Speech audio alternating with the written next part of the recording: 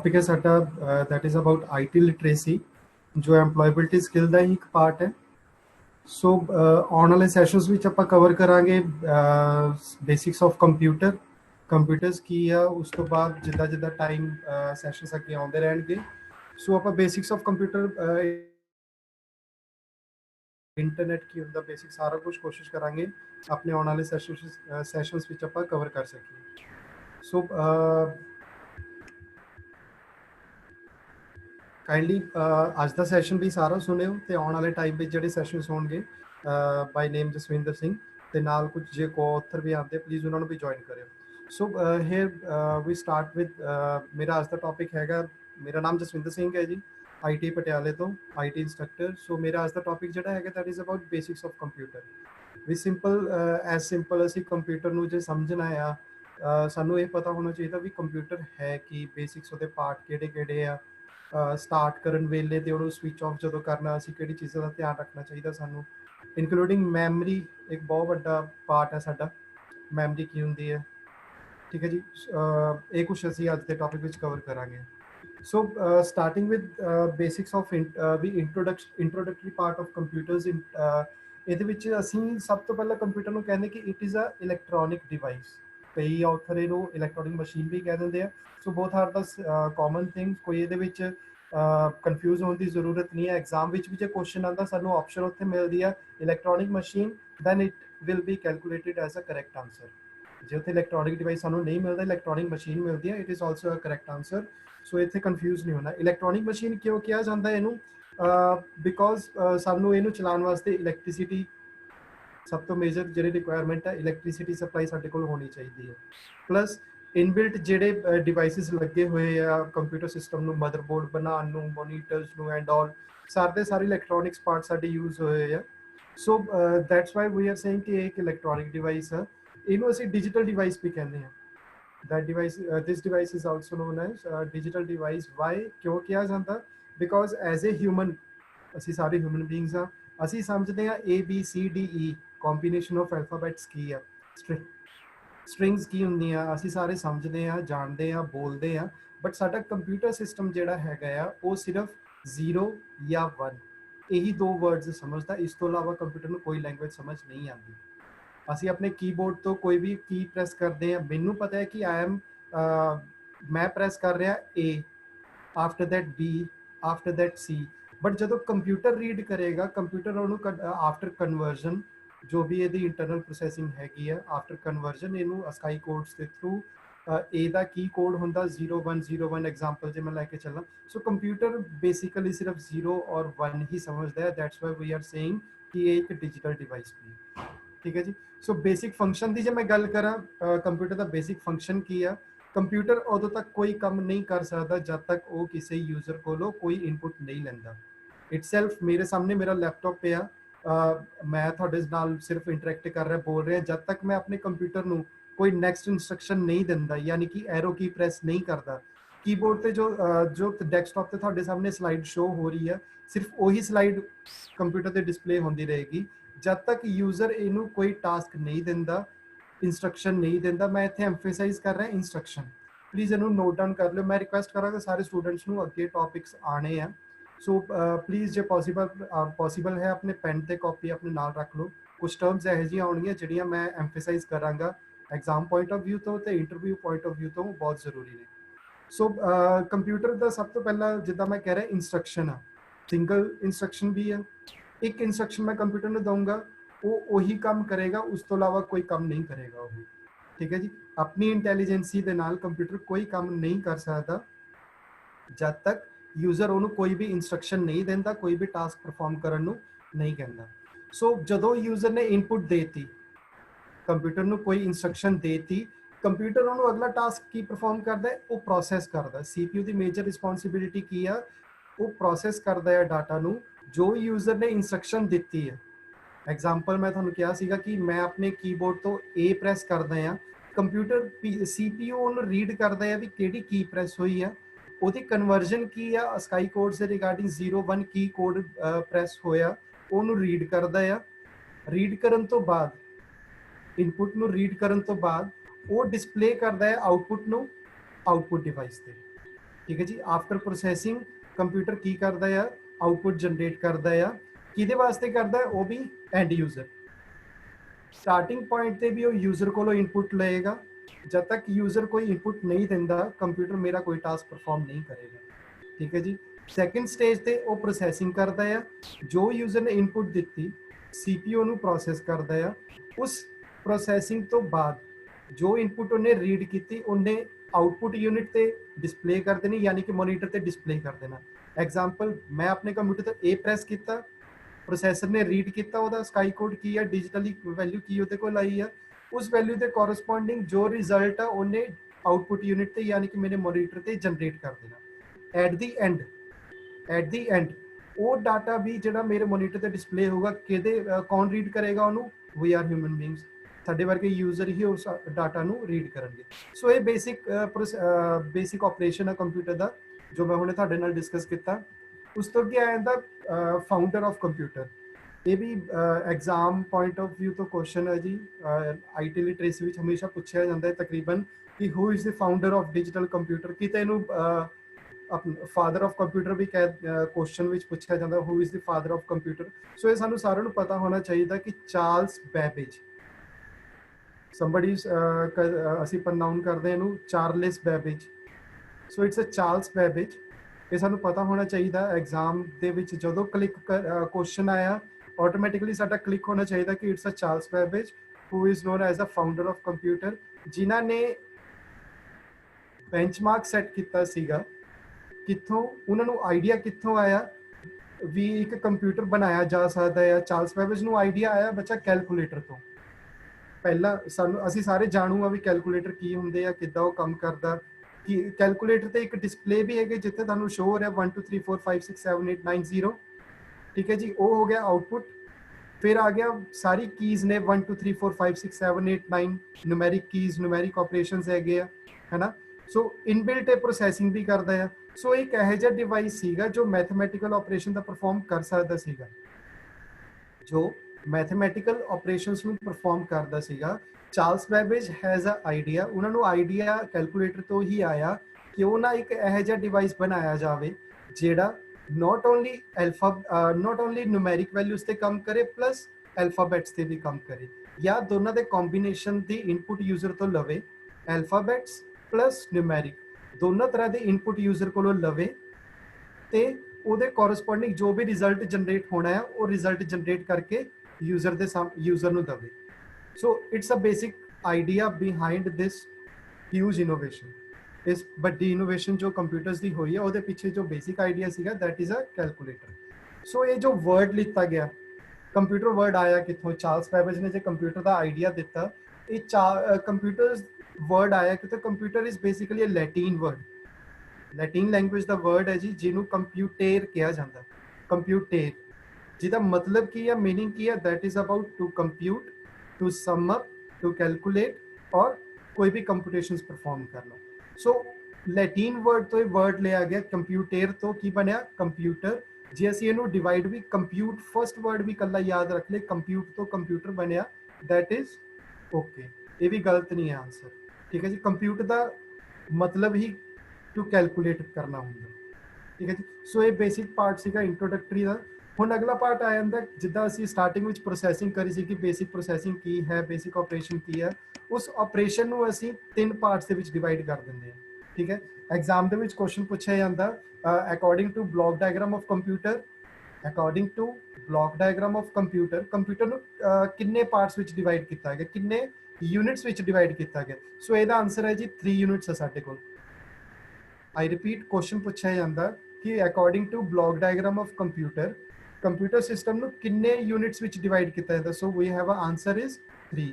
ਪਹਿਲੀ ਯੂਨਿਟ ਹੈਗੀ input unit, ਦੂਸਰੀ ਯੂਨਿਟ ਹੈਗੀ ਪ੍ਰੋਸੈਸਿੰਗ ਯੂਨਿਟ ਐਂਡ ਤੀਸਰੀ ਯੂਨਿਟ ਹੈਗੀ ਆਊਟਪੁੱਟ ਯੂਨਿਟ। ਇਹ 3 ਯੂਨਿਟਸ ਵਿੱਚ ਡਿਵਾਈਡ ਕੀਤਾ ਜਾਂਦਾ। ਹਰ ਯੂਨਿਟ ਦਾ ਆਪਣਾ ਇੰਡੀਵਿਜੂਅਲ ਟਾਸਕ ਆ, ਠੀਕ ਹੈ ਜੀ। ਸੋ ਇਨਪੁਟ ਯੂਨਿਟ ਦਾ ਬੇਸਿਕਲੀ ਕੰਮ ਕੀ ਆ, ਜਿੱਦਾਂ ਅਸੀਂ ਸਟਾਰਟਿੰਗ ਵਿੱਚ ਵੀ ਕੀਤਾ ਸੀਗਾ, ਯੂਜ਼ਰ ਕੋਲੋਂ ਇਨਪੁਟ ਲੈਣਾ ਪਹਿਲਾ ਟਾਸਕ। ਦੂਸਰਾ ਟਾਸਕ ਯੂਜ਼ਰ ਕੋਲੋਂ ਇਨਪੁਟ ਲੈਣ ਤੋਂ ਬਾਅਦ CPU ਨੂੰ ਅੱਗੇ ਫਾਰਵਰਡ ਕਰਨਾ, ਠੀਕ ਹੈ ਜੀ। आई रिपीट, इनपुट यूनिट का काम हैगा है, ये 2 टास्क परफॉर्म करता है। पहला इन्हें यूजर को इनपुट लैनी है। जो यूजर ने A B C D 1 2 3 4 कुछ भी प्रेस किया उन्होंने यूजर कोलों लिता ते फॉरवर्ड किनू करना इन्हें CPU ਨੂੰ ਇਹ ਟਾਸਕ ਹੈ ਇਨਪੁਟ ਯੂਨਿਟ ਦਾ। ਸੋ ਅਗਲਾ ਪਾਰਟ ਆ ਜਾਂਦਾ ਜੀ, ਅਗਲੀ ਯੂਨਿਟ ਦਾ ਕੰਮ ਆ ਜਾਂਦਾ CPU ਸੈਂਟਰਲ ਪ੍ਰੋਸੈਸਿੰਗ ਯੂਨਿਟ ਦਾ, ਪ੍ਰੋਸੈਸਿੰਗ ਯੂਨਿਟ ਵੀ ਕਹਿ ਦਿੰਦੇ ਆ ਇਹਨੂੰ।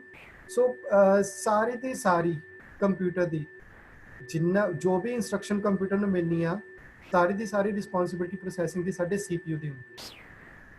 CPU ਦਾ ਮੇਜਰ ਕੰਮ ਜੋ ਵੀ ਇਨਪੁਟ ਯੂਜ਼ਰ ਦਊਗਾ, ਕੰਪਿਊਟਰ ਉਹਨੂੰ ਰੀਡ ਕਰੇਗਾ, CPU ਨੂੰ ਰੀਡ ਕਰੇਗਾ ਤੇ ਉਸ ਇੰਸਟਰਕਸ਼ਨ ਦੇ ਕੋਰਸਪੋਂਡਿੰਗ ਹੀ ਪ੍ਰੋਸੈਸ ਕਰਨ ਤੋਂ ਬਾਅਦ ਰਿਜ਼ਲਟ ਜਨਰੇਟ ਕਰੇਗਾ। ਇਹ ਸਾਰੀ ਰਿਸਪੌਂਸਿਬਿਲਿਟੀ ਸਾਡੀ ਆ ਜਾਂਦੀ ਹੈ CPU ਦੀ।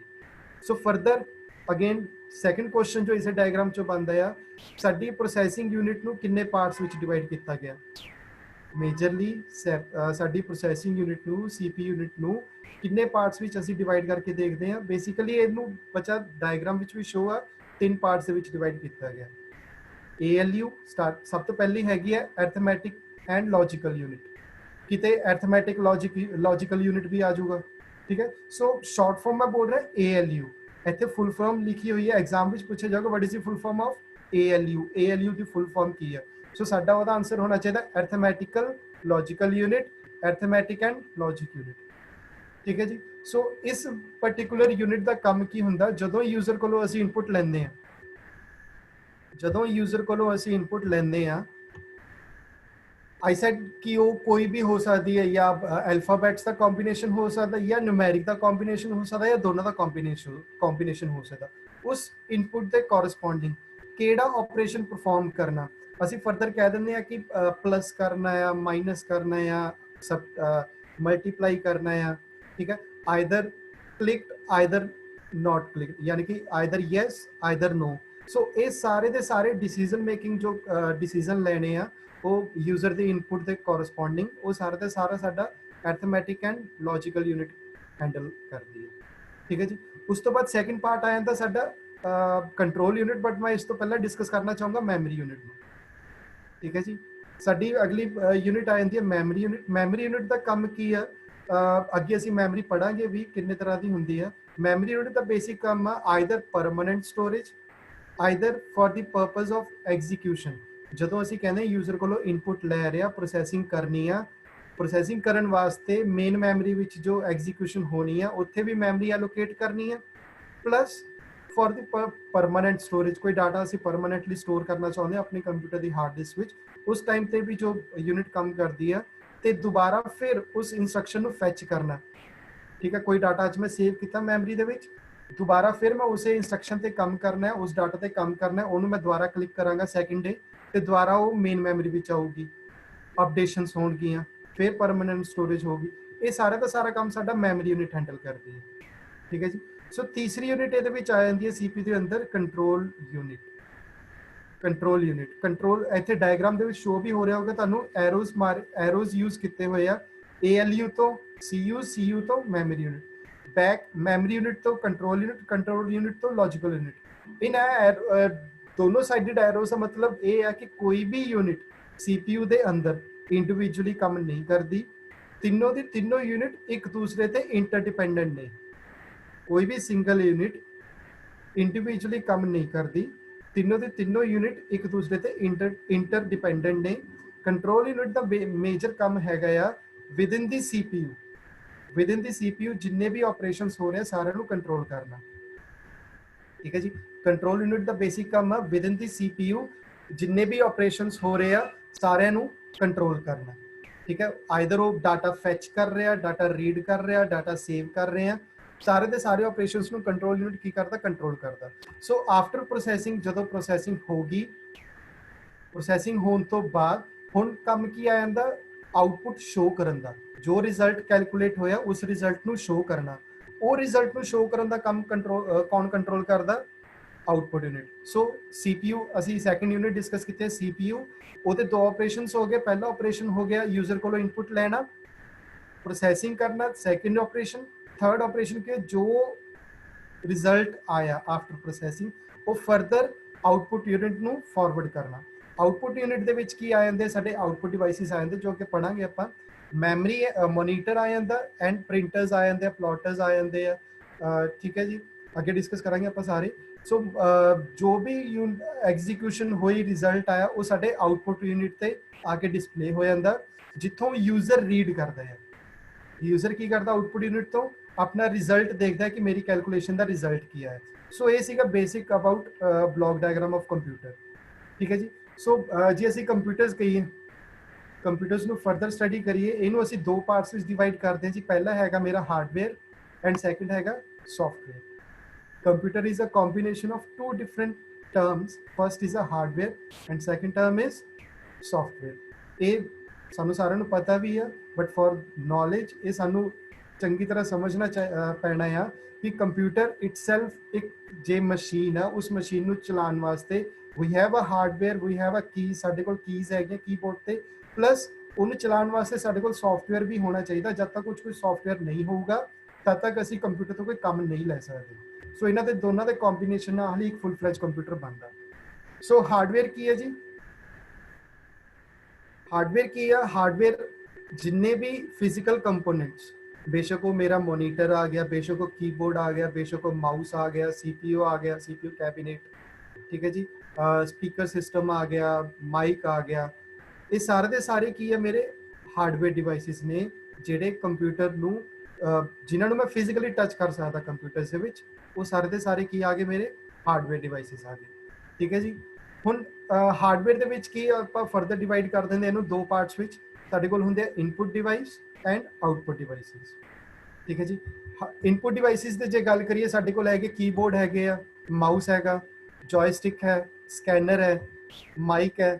ਇਹ ਸਾਰੇ ਦੇ ਸਾਰੇ ਕੀ ਆ ਇਨਪੁਟ ਡਿਵਾਈਸਿਸ ਨੇ, ਜਿਨ੍ਹਾਂ ਦੇ ਥਰੂ ਅਸੀਂ ਕੰਪਿਊਟਰ ਨੂੰ ਕੋਈ ਟਾਸਕ ਦਿੰਦੇ ਆ, ਇੰਸਟਰਕਸ਼ਨ ਦਿੰਦੇ ਆ, ਇਨਪੁਟ ਦਿੰਦੇ ਆ। ਆਊਟਪੁੱਟ ਡਿਵਾਈਸਿਸ ਦੇ ਵਿੱਚ ਆ ਜਾਂਦਾ ਸਾਡੇ ਕੋਲ VDU। VDU ਐਗਜ਼ਾਮ ਦੇ ਵਿੱਚ ਕੁਐਸਚਨ ਸਿੱਧਾ ਪੁੱਛਿਆ ਜਾਊਗਾ, what is the full farm of VDU। ਠੀਕ ਹੈ ਜੀ। VDU ਦੀ ਫੁੱਲ ਫਾਰਮ ਹੈਗੀ ਹੈ ਵੀਡੀਓ ਡਿਸਪਲੇ ਯੂਨਿਟ। ਅਸੀਂ ਇੰਟਰਵਿਊ ਦੇ ਵਿੱਚ ਵੀ ਪੁੱਛ ਲੈਂਦੇ ਆ ਕਿ VDU ਕਿਹੜਾ ਹੈ, ਇਨਪੁਟ ਆ ਕਿ ਆਊਟਪੁੱਟ ਆ।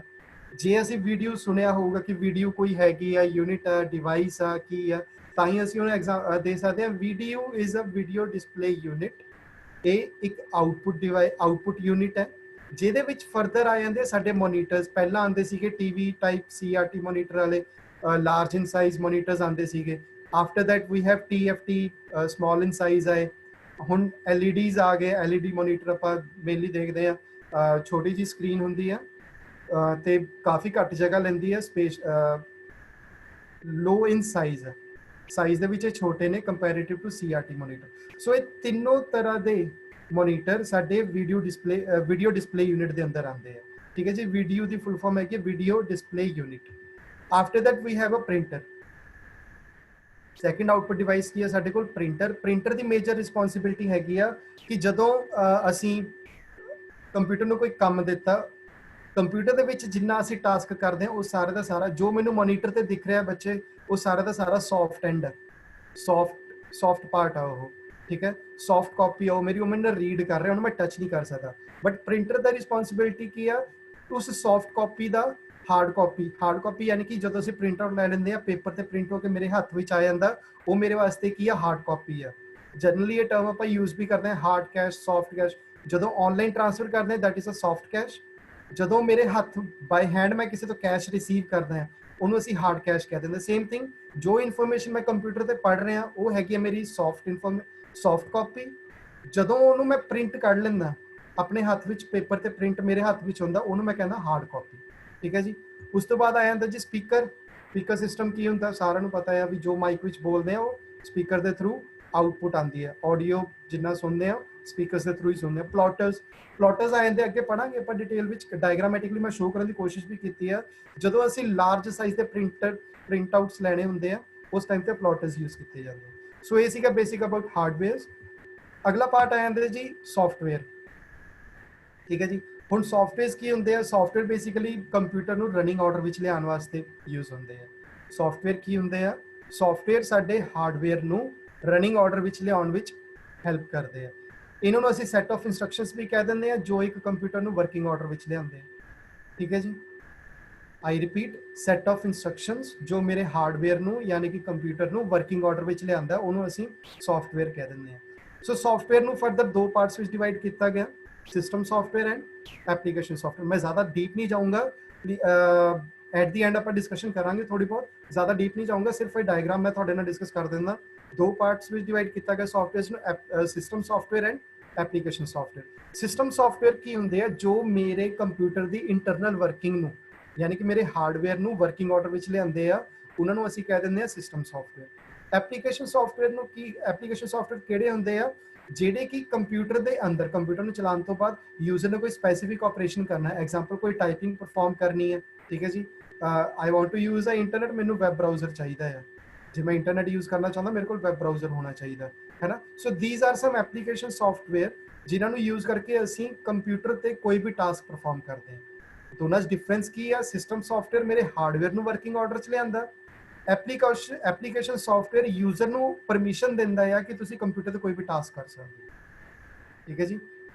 ਹੁਣ ਸਿਸਟਮ ਸੌਫਟਵੇਅਰ ਦੀ ਫਰਦਰ ਅਸੀਂ ਦੋ ਪਾਰਟਸ ਉਹਨੂੰ ਡਿਵਾਈਡ ਕਰ ਦਿੰਦੇ ਆ ਜੀ, ਇੱਕ ਸਿਸਟਮ ਮੈਨੇਜਮੈਂਟ ਹੈ, ਇੱਕ ਡਿਵੈਲਪਿੰਗ ਸੌਫਟਵੇਅਰ ਹੈ, ਠੀਕ ਹੈ।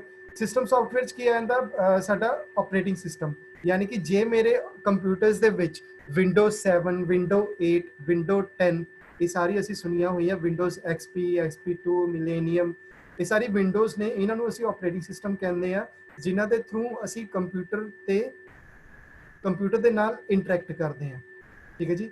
ਹਾਰਡਵੇਅਰ ਪਾਰਟ ਨਾਲ ਇੰਟਰੈਕਟ ਕਰਦੇ ਹਾਂ ਕੰਪਿਊਟਰ ਦੇ, ਉਹਨੂੰ ਅਸੀਂ ਕਹਿੰਦੇ ਆ ਆਪਰੇਟਿੰਗ ਸਿਸਟਮ। ਫਰਦਰ ਅਗਲਾ ਟੌਪਿਕ ਜਿਹੜਾ ਆਪਰੇਟਿੰਗ ਸਿਸਟਮ ਦੇ ਰਿਲੇਟਡ ਹੀ ਆ, ਮੇ ਬੀ ਕੱਲ ਸੈਸ਼ਨ ਹੋਏਗਾ, ਉਸ ਵਿੱਚ ਅਸੀਂ ਡਿਸਕਸ ਕਰਾਂਗੇ ਆਪਰੇਟਿੰਗ ਸਿਸਟਮ ਨੂੰ ਡਿਟੇਲ ਵਿੱਚ ਕੀ ਕੰਮ ਕਰ ਸਕਦੇ ਹਾਂ। ਸੋ ਡਿਵਾਈਸ ਡਰਾਈਵਰ, ਜੇ ਮੈਂ ਪ੍ਰਿੰਟਰ ਯੂਜ਼ ਕਰਨਾ, ਸਕੈਨਰ ਯੂਜ਼ ਕਰਨਾ, ਪਹਿਲਾਂ ਉਹਦੇ ਡਰਾਈਵਰ ਮੈਨੂੰ ਆਪਣੇ ਕੰਪਿਊਟਰ ਤੇ ਇੰਸਟਾਲ ਕਰਨੇ ਪੈਣੇ ਆ, ਇਹ ਵੀ ਕਿਹੜੀ ਕੈਟੇਗਰੀ ਚ ਆਉਂਦੇ, ਸਿਸਟਮ ਸੌਫਟਵੇਅਰ ਦੀ, ਠੀਕ ਹੈ ਜੀ। ਸਿਸਟਮ ਯੂਟਿਲਿਟੀਜ਼, ਜਿਹੜੇ ਐਗਜ਼ਾਮਪਲ ਆਪਾਂ ਕਹਿੰਦੇ ਕਿ ਮੈਂ ਬੈਕਅਪ ਲੈਣਾ ਚਾਹੁੰਦਾ ਹਾਂ, ਠੀਕ ਹੈ, ਐਰਰ ਰਿਮੂਵ ਕਰਨਾ ਚਾਹੁੰਦਾ ਹੈ, ਡੀਬਗ ਕਰਨਾ ਚਾਹੁੰਦਾ, ਟਰਬਲ ਸ਼ੂਟ ਕਰਨਾ ਚਾਹੁੰਦਾ, ਉਹ ਸਾਰੇ ਦੇ ਸਾਰੇ ਕਿਹੜੇ ਆ ਜਾਂਦੇ, ਸਿਸਟਮ ਯੂਟਿਲਿਟੀਜ਼ ਚ ਆ ਜਾਂਦੇ, ਠੀਕ ਹੈ ਜੀ।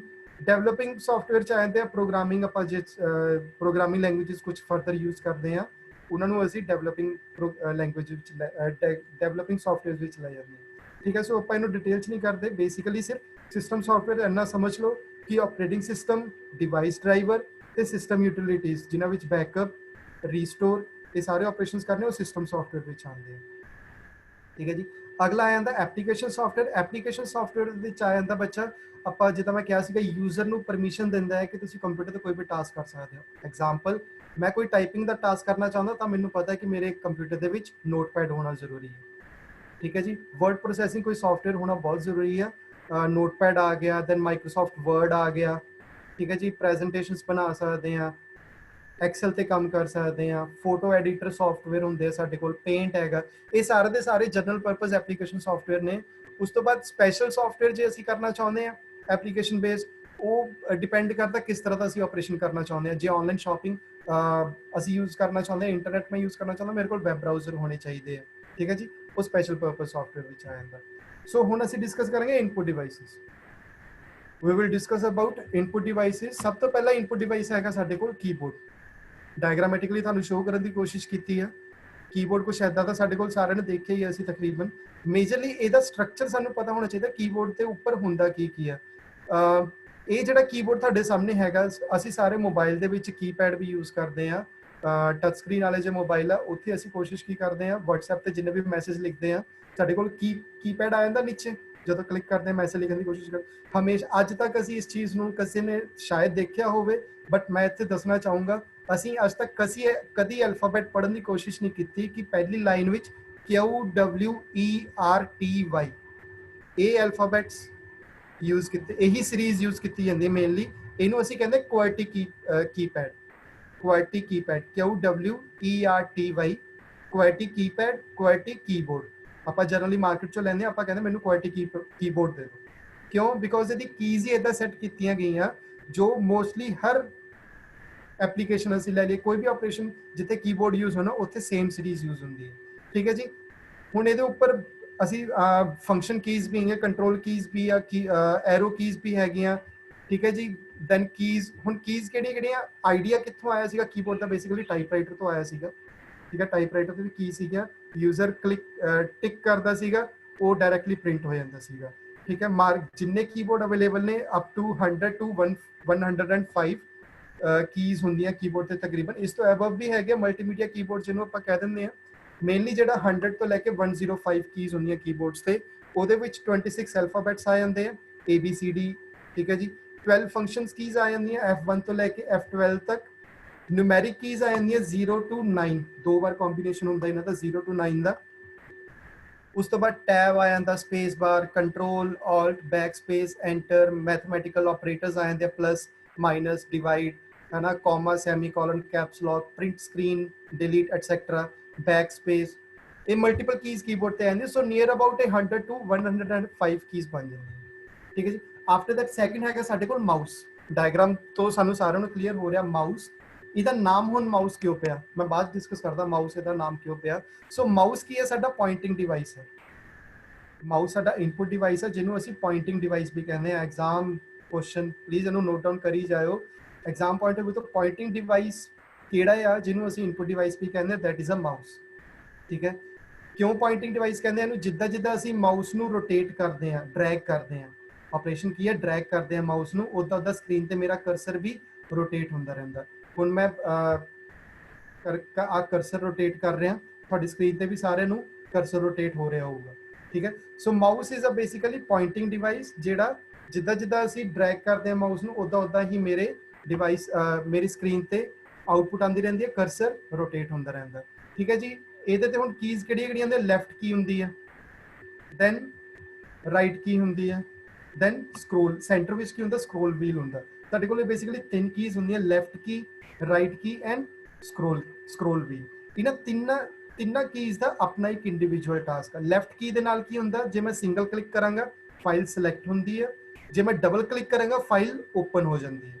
विद लैफ्ट की जो मैं लैफ्ट की प्रेस करांगा कीबोर्ड माउस के नाल किसी भी फाइल ते सिंगल क्लिक करांगा वो फाइल सिलेक्ट होगी, जो मैं डबल क्लिक करांगा फाइल मेरी ओपन हो जाएगी, ठीक है। कोई भी फोल्डर सेम थिंग। राइट की दे नाल की हुंदा, जो मैं असी यही 3 कीज आपां यूज करते हैं, जो मैं राइट की प्रेस करांगा कीबोर्ड माउस की, उस तो बाद मेरे सामने डेस्कटॉप ते एक पॉपअप मैन्यू आ जाता, ठीक है। मैं तो करके भी दिखाना जे परफॉर्म होवे।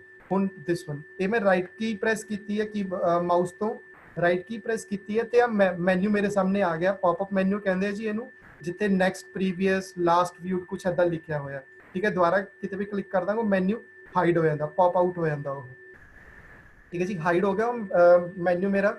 ਸੋ ਆਪਾਂ ਸਾਰਿਆਂ ਨੇ ਇੱਕ ਆਪਰੇਸ਼ਨ ਜ਼ਰੂਰ ਪਰਫਾਰਮ ਕੀਤਾ, ਰੀਫਰੈਸ਼ ਆਪਾਂ ਜ਼ਰੂਰ ਕਰਦੇ ਹਾਂ ਕੰਪਿਊਟਰਸ ਨੂੰ, ਹੈ ਨਾ। ਸੋ ਉਹ ਰਾਈਟ ਕੀ ਦੇ ਨਾਲ ਹੀ ਹੁੰਦਾ। ਸਕਰੋਲ ਵੀਲ ਦਾ ਕੰਮ ਕੀ ਹੈ, ਜਦੋਂ ਅਸੀਂ क्लिक करके स्क्रोल नु सिंगल क्लिक करते हैं, डाउन नु स्क्रोल करते हैं, तो मेरी स्क्रीन भी, मेरा जो डॉक्यूमेंट है नीचे वाले पेजेस मेरे सामने आने शुरू हो जाते हैं। जो असी क्लिक करके दोबारा अप स्क्रोल करते हैं, ऊपर स्क्रोल करते हैं, तो फर्स्ट पेज मेरे सामने आना शुरू हो जाता है। So top to bottom, bottom to top जे असी स्क्रोल करना होंदा उस टाइम ते असी स्क्रोल व्हील का यूज करते हैं। सो ਹੁਣ ਮੈਂ ਇੱਥੇ ਟਾਈਪ ਦਿਖਾਉਣ ਦੀ ਕੋਸ਼ਿਸ਼ ਕੀਤੀ ਹੈ। ਪਹਿਲਾਂ ਜੋ ਮਾਊਸ ਆਉਂਦੇ ਸੀਗੇ ਸਾਡੇ ਕੋਲ, that is a mechanical mouse. Mechanical mouse ਕਿਉਂ ਕਿਹਾ ਜਾਂਦਾ ਸੀਗਾ, ਬਿਕੋਜ਼ ਇਹਦੇ ਵਿੱਚ ਯੂਜ਼ ਕੀਤਾ ਜਾਂਦਾ ਸੀਗਾ ਬਾਟਮ ਐਂਡ ਤੇ ਇੱਕ ਰਬੜ ਬਾਲ ਯੂਜ਼ ਕੀਤੀ ਜਾਂਦੀ ਸੀ, ਜੋ ਮੈਂ ਡਾਇਗਰਾਮੈਟਿਕਲੀ ਸ਼ੋਅ ਕਰਨ ਦੀ ਕੋਸ਼ਿਸ਼ ਵੀ ਕੀਤੀ ਆ। ਮਕੈਨੀਕਲ ਮਾਊਸ ਕਹਿੰਦੇ ਸੀਗੇ ਜੀ ਇਹਨੂੰ। ਜਿੱਦਾਂ ਜਿੱਦਾਂ ਅਸੀਂ ਮਾਊਸ ਨੂੰ ਰੋਟੇਟ ਕਰਦੇ ਸੀਗੇ, ਵਿਦਨ ਅ ਮਾਊਸ ਆ ਬਾਲ ਰੋਟੇਟ ਹੁੰਦੀ ਸੀ। ਇਸ ਬਾਲ ਦੇ ਚਾਰੋਂ ਸਾਈਡ ਕੀ ਹੁੰਦੇ ਸੀਗੇ, ਰੋਲਰ ਸਕਰੋਲ ਲੱਗੇ ਹੁੰਦੇ ਸੀਗੇ। ਜਿੱਧਰ ਨੂੰ ਰੋਟੇਟ ਕਰਦੇ ਉਧਰਲਾ ਸਕਰੋਲ ਕੀ ਕਰਦਾ ਸੀਗਾ, ਉਹ ਵੀ मूव करता सीगा, सर्कुलर मूवमेंट होंदी सी ते कीबोर्ड स्क्रीन ते मेरा माउस भी कर्सर भी मूव होना शुरू हो जाता सीगा। जे मैं लैफ्ट वाल नूं मूव करांगा, ball internal ball move rotate होगी लैफ्ट साइड नूं, स्क्रोल ओनू रीड स्क्रोल भी ओदे कोरस्पोंडिंग रोटेट होएगा ते कर्सर भी मेरा स्क्रीन ते ऑटोमैटिकली रोटेट होना शुरू हो जाता। ਜਿਹੜਾ ਅੱਜ ਦੇ ਟਾਈਮ ਬਹੁਤ ਸਾਰੀ ਟਾਈਪਸ ਆ ਚੁੱਕੀਆਂ, ਆਪਾਂ ਮੈਂ ਸਿਰਫ ਉਹਨੂੰ ਵਾਈਂਡ ਅਪ ਕਰਾਂਗਾ ਆਪਟੀਕਲ ਮਾਊਸ ਤੇ। ਹੁਣ ਤਾਂ ਵਾਇਰਲੈਸ ਵੀ ਆ ਗਿਆ ਸਾਡੇ ਕੋਲ, ਬਲੂਟੂਥ ਮਾਊਸਿਸ ਆ ਗਏ, ਠੀਕ ਹੈ। ਆਪਟੀਕਲ ਮਾਊਸ ਕੀ ਹੈ, ਆਪਟੀਕਲ ਮਾਊਸ ਦੇ ਵਿੱਚ ਤੁਹਾਨੂੰ ਇੱਥੇ ਡਾਇਗਰਾਮ ਦੇ ਵਿੱਚ ਸ਼ੋ ਹੋ ਰਿਹਾ ਹੋਗਾ, ਨੀਚੇ ਬਲੂ ਕਲਰ ਦੀ ਲਾਈਟ ਡਿਸਪਲੇ ਹੋ ਰਹੀ ਹੈ। ਸੋ ਇਹਨੂੰ ਅਸੀਂ ਕੀ ਕਹਿੰਦੇ ਆ, ਇੱਕ LED ਨੀਚੇ ਲੱਗਿਆ ਹੋਇਆ, ਇਹਨੂੰ ਲੇਜ਼ਰ ਵੀ ਆਪਾਂ ਕਹਿ ਦਿੰਦੇ ਆ ਆਪਟੀਕਲ ਮਾਊਸ ਦੇ ਵਿੱਚ। ਬੇਸ ਜਿਹੜਾ ਇਹਦਾ ਇੱਕ ਗਲਾਸ ਦਾ ਬਣਿਆ ਹੁੰਦਾ, ਪਲਾਸਟਿਕ, ਹਾਰਡ ਪਲਾਸਟਿਕ ਦਾ ਵੀ ਹੁੰਦਾ ਆ। ਜਿੱਦਾਂ ਜਿੱਦਾਂ ਅਸੀਂ ਰੋਟੇਟ ਕਰਦੇ ਆ, ਉਹ ਰੇ ਨੂੰ ਰੀਡ ਕਰਦਾ, ਜਿੱਧਰ ਜਿੱਧਰ ਨੂੰ ਉਹ ਰੇਜ਼ ਜਾਂਦੀ ਆ, LED ਦੀ ਰੇਜ਼ ਜਾਏਗੀ, ਉਸ ਰੇਜ਼ ਦੇ ਕੋਰਸਪੋਂਡਿੰਗ ਹੀ ਡੈਸਕਟਾਪ ਤੇ ਮੇਰਾ ਕੀਬੋਰਡ ਰੋਟੇਟ ਹੋਏਗਾ, ਠੀਕ ਹੈ ਜੀ। ਇਹ ਦੋ ਤਰ੍ਹਾਂ ਦੇ ਮਾਊਸ ਕਿਉਂ ਕਿਹਾ ਜਾਂਦਾ ਹੁਣ ਬੇਸਿਕਲੀ, ਜੇ ਇਸ ਪਰਟੀਕੂਲਰ ਮਾਊਸ ਦੀ ਮੈਂ ਸ਼ੇਪ ਦੇਖਾਂ, it's look like a rat, ਠੀਕ ਹੈ, ਤਾਂ ਹੀ ਇਹਨੂੰ ਨਾਮ ਦਿੱਤਾ ਗਿਆ ਮਾਊਸ। ਇਹਦੀ ਸ਼ੇਪ ਹੀ ਐਦਾਂ ਦੀ ਰੈਪਲੀਕੇਟ ਹੁੰਦੀ ਹੈ ਕਿ ਜਿੱਦਾਂ ਇਹ ਇੱਕ ਰੈਟ ਆ, ਮਾਊਸ ਆ। ਠੀਕ ਹੈ, ਅਗਲਾ ਡਿਵਾਈਸ ਹੈਗਾ ਸਾਡਾ ਜੋਇਸਟਿਕ। ਇਹ ਬੇਸਿਕਲੀ ਗੇਮ ਪਰਪਸ ਵਾਸਤੇ ਯੂਜ਼ ਕੀਤਾ ਜਾਂਦਾ। ਡਾਇਗਰਾਮ ਦੇ ਵਿੱਚ ਸਟਿਕ ਤੁਹਾਨੂੰ ਇੱਥੇ ਸ਼ੋ ਹੋ ਰਹੀ ਹੋਊਗੀ, ਮੈਂ ਇੱਕ ਐਨੀਮੇਸ਼ਨ 'ਚ ਯੂਜ਼ ਕੀਤੀ ਆ। ਸਟਿਕ ਜਿੱਧਰ ਨੂੰ ਸਟਿਕ ਰੋਟੇਟ ਹੋਊਗੀ ਉਧਰਲਾ ਹੀ ਵੀਲ ਰੋਟੇਟ ਹੋਊਗਾ ਤੇ ਉਹਨੂੰ ਇਨਪੁਟ ਯੂਜ਼ ਕਰੇਗਾ। ਜੇ ਉਹ ਇੱਧਰ ਲੈਫਟ ਸਾਈਡ ਵਾਲਾ ਸਰਕਲ ਰੋਟੇਟ ਹੋਏਗਾ, ਇੱਧਰ ਨੂੰ ਮੂਵ ਹੋਊਗਾ, ਤਾਂ this particular key will taken as a input। ठीक है जी, जिधर जिधर ਨੂੰ यूजर की अपना हैंडल रोटेट करेगा उधर ਦੀ ਇਨਪੁਟ ਨੂੰ ਰੀਡ ਕਰਕੇ ਸਕਰੀਨ ਤੇ ਕਰਸਰ ਮੂਵ ਹੋਊਗਾ। ਇਹ ਬੇਸਿਕਲੀ ਗੇਮਿੰਗ ਪਰਪਸ ਵਾਸਤੇ ਯੂਜ਼ ਕੀਤਾ ਜਾਂਦਾ।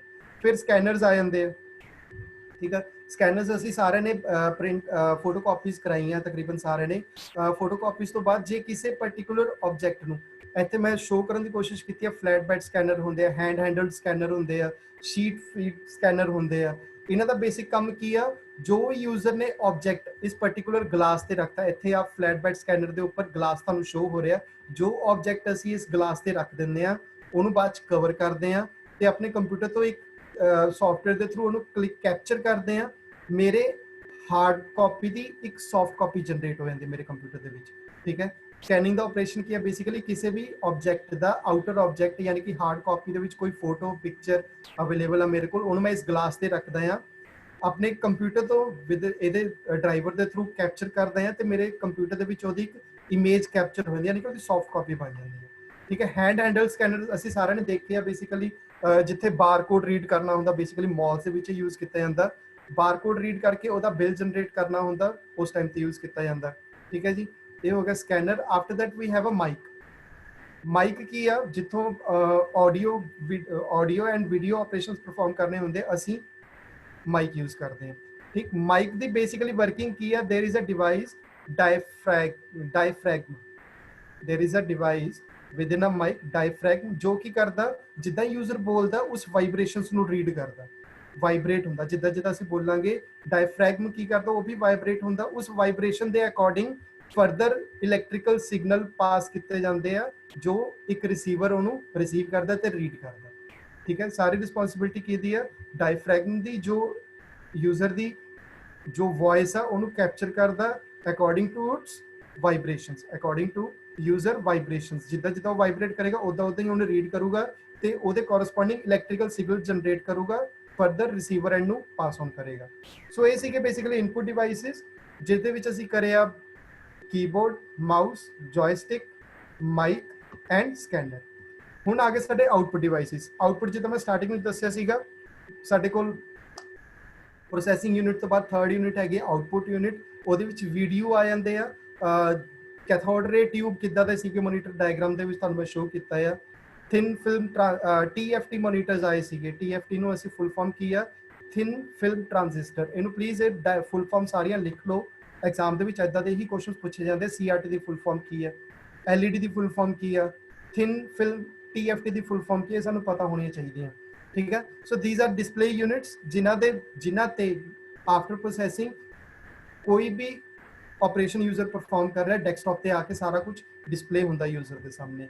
ਠੀਕ ਹੈ, ਪ੍ਰਿੰਟਰ ਜਿੱਦਾਂ ਮੈਂ ਦੱਸ ਚੁੱਕਿਆ, ਸੌਫਟ ਕਾਪੀ ਨੂੰ ਐਜ਼ ਏ ਹਾਰਡ ਕਾਪੀ ਅਸੀਂ ਪ੍ਰਿੰਟ ਆਊਟ ਲੈਣਾ ਚਾਹੁੰਦੇ ਹਾਂ। ਮੇਰੇ ਹੱਥ ਵਿੱਚ ਜੋ ਸੌਫਟ ਮੈਂ ਪੜ੍ਹ ਰਿਹਾ ਆਪਣੇ ਕੰਪਿਊਟਰ, ਬੇਸ਼ੱਕ ਡਾਇਗਰਾਮ ਜੋ ਤੁਹਾਡੇ ਸਾਹਮਣੇ ਸ਼ੋ ਹੋ ਰਹੀ ਹੈ, ਮੈਂ ਇਹਨੂੰ ਪ੍ਰਿੰਟ ਆਊਟ ਲੈਣਾ ਚਾਹੁੰਦਾ। ਹਾਰਡ ਕਾਪੀ ਮੇਰੇ ਹੱਥ ਵਿੱਚ ਹੋਣੀ ਚਾਹੀਦੀ ਹੈ ਇਸ ਡਾਇਗਰਾਮ ਦੀ। ਸੋ ਮੈਨੂੰ ਡਿਵਾਈਸ ਚਾਹੀਦਾ ਹੈ ਪ੍ਰਿੰਟਰ। ਦੋ ਤਰ੍ਹਾਂ ਦੇ ਹੁੰਦੇ ਆ ਜੀ ਪ੍ਰਿੰਟਰ, ਇੰਪੈਕਟ ਤੇ non impact. Impact and non impact. Layman language ਵਿੱਚ ਮੈਂ ਗੱਲ ਕਰਾਂ, ਇੰਪੈਕਟ ਪ੍ਰਿੰਟਰ ਕੀ ਹੈ, ਨਾਨ ਇੰਪੈਕਟ ਪ੍ਰਿੰਟਰ ਕੀ ਆ। ਇੰਪੈਕਟ ਯਾਨੀ ਕਿ ਜਦੋਂ ਅਸੀਂ ਕੋਈ ਕੰਮ ਕਰ ਰਹੇ ਹਾਂ, ਉਸ ਪਾਰਟਿਕੂਲਰ ਪੇਪਰ ਤੇ ਉਹਦੀ ਇੱਕ ਛਾਪ। ਠੀਕ ਹੈ, ਜਦੋਂ ਅਸੀਂ ਆਈ ਰਿਮੈਂਬਰ ਜਦੋਂ ਅਸੀਂ ਛੋਟੇ ਸੀਗੇ, ਦੇਰ ਇਜ਼ ਅ ਮੈਂ ਇੱਕ ਪੇਪਰ ਯੂਜ਼ ਕਰਦਾ ਸੀਗਾ, ਸਿੱਕਾ ਰੱਖਦਾ ਸੀਗਾ ਤੇ ਪੈਨਸਲ ਉਹਦੇ ਆਪੋਜ਼ਿਟ ਸਾਈਡ ਪੈਨਸਲ ਮੂਵ ਕਰਦਾ ਸੀਗਾ।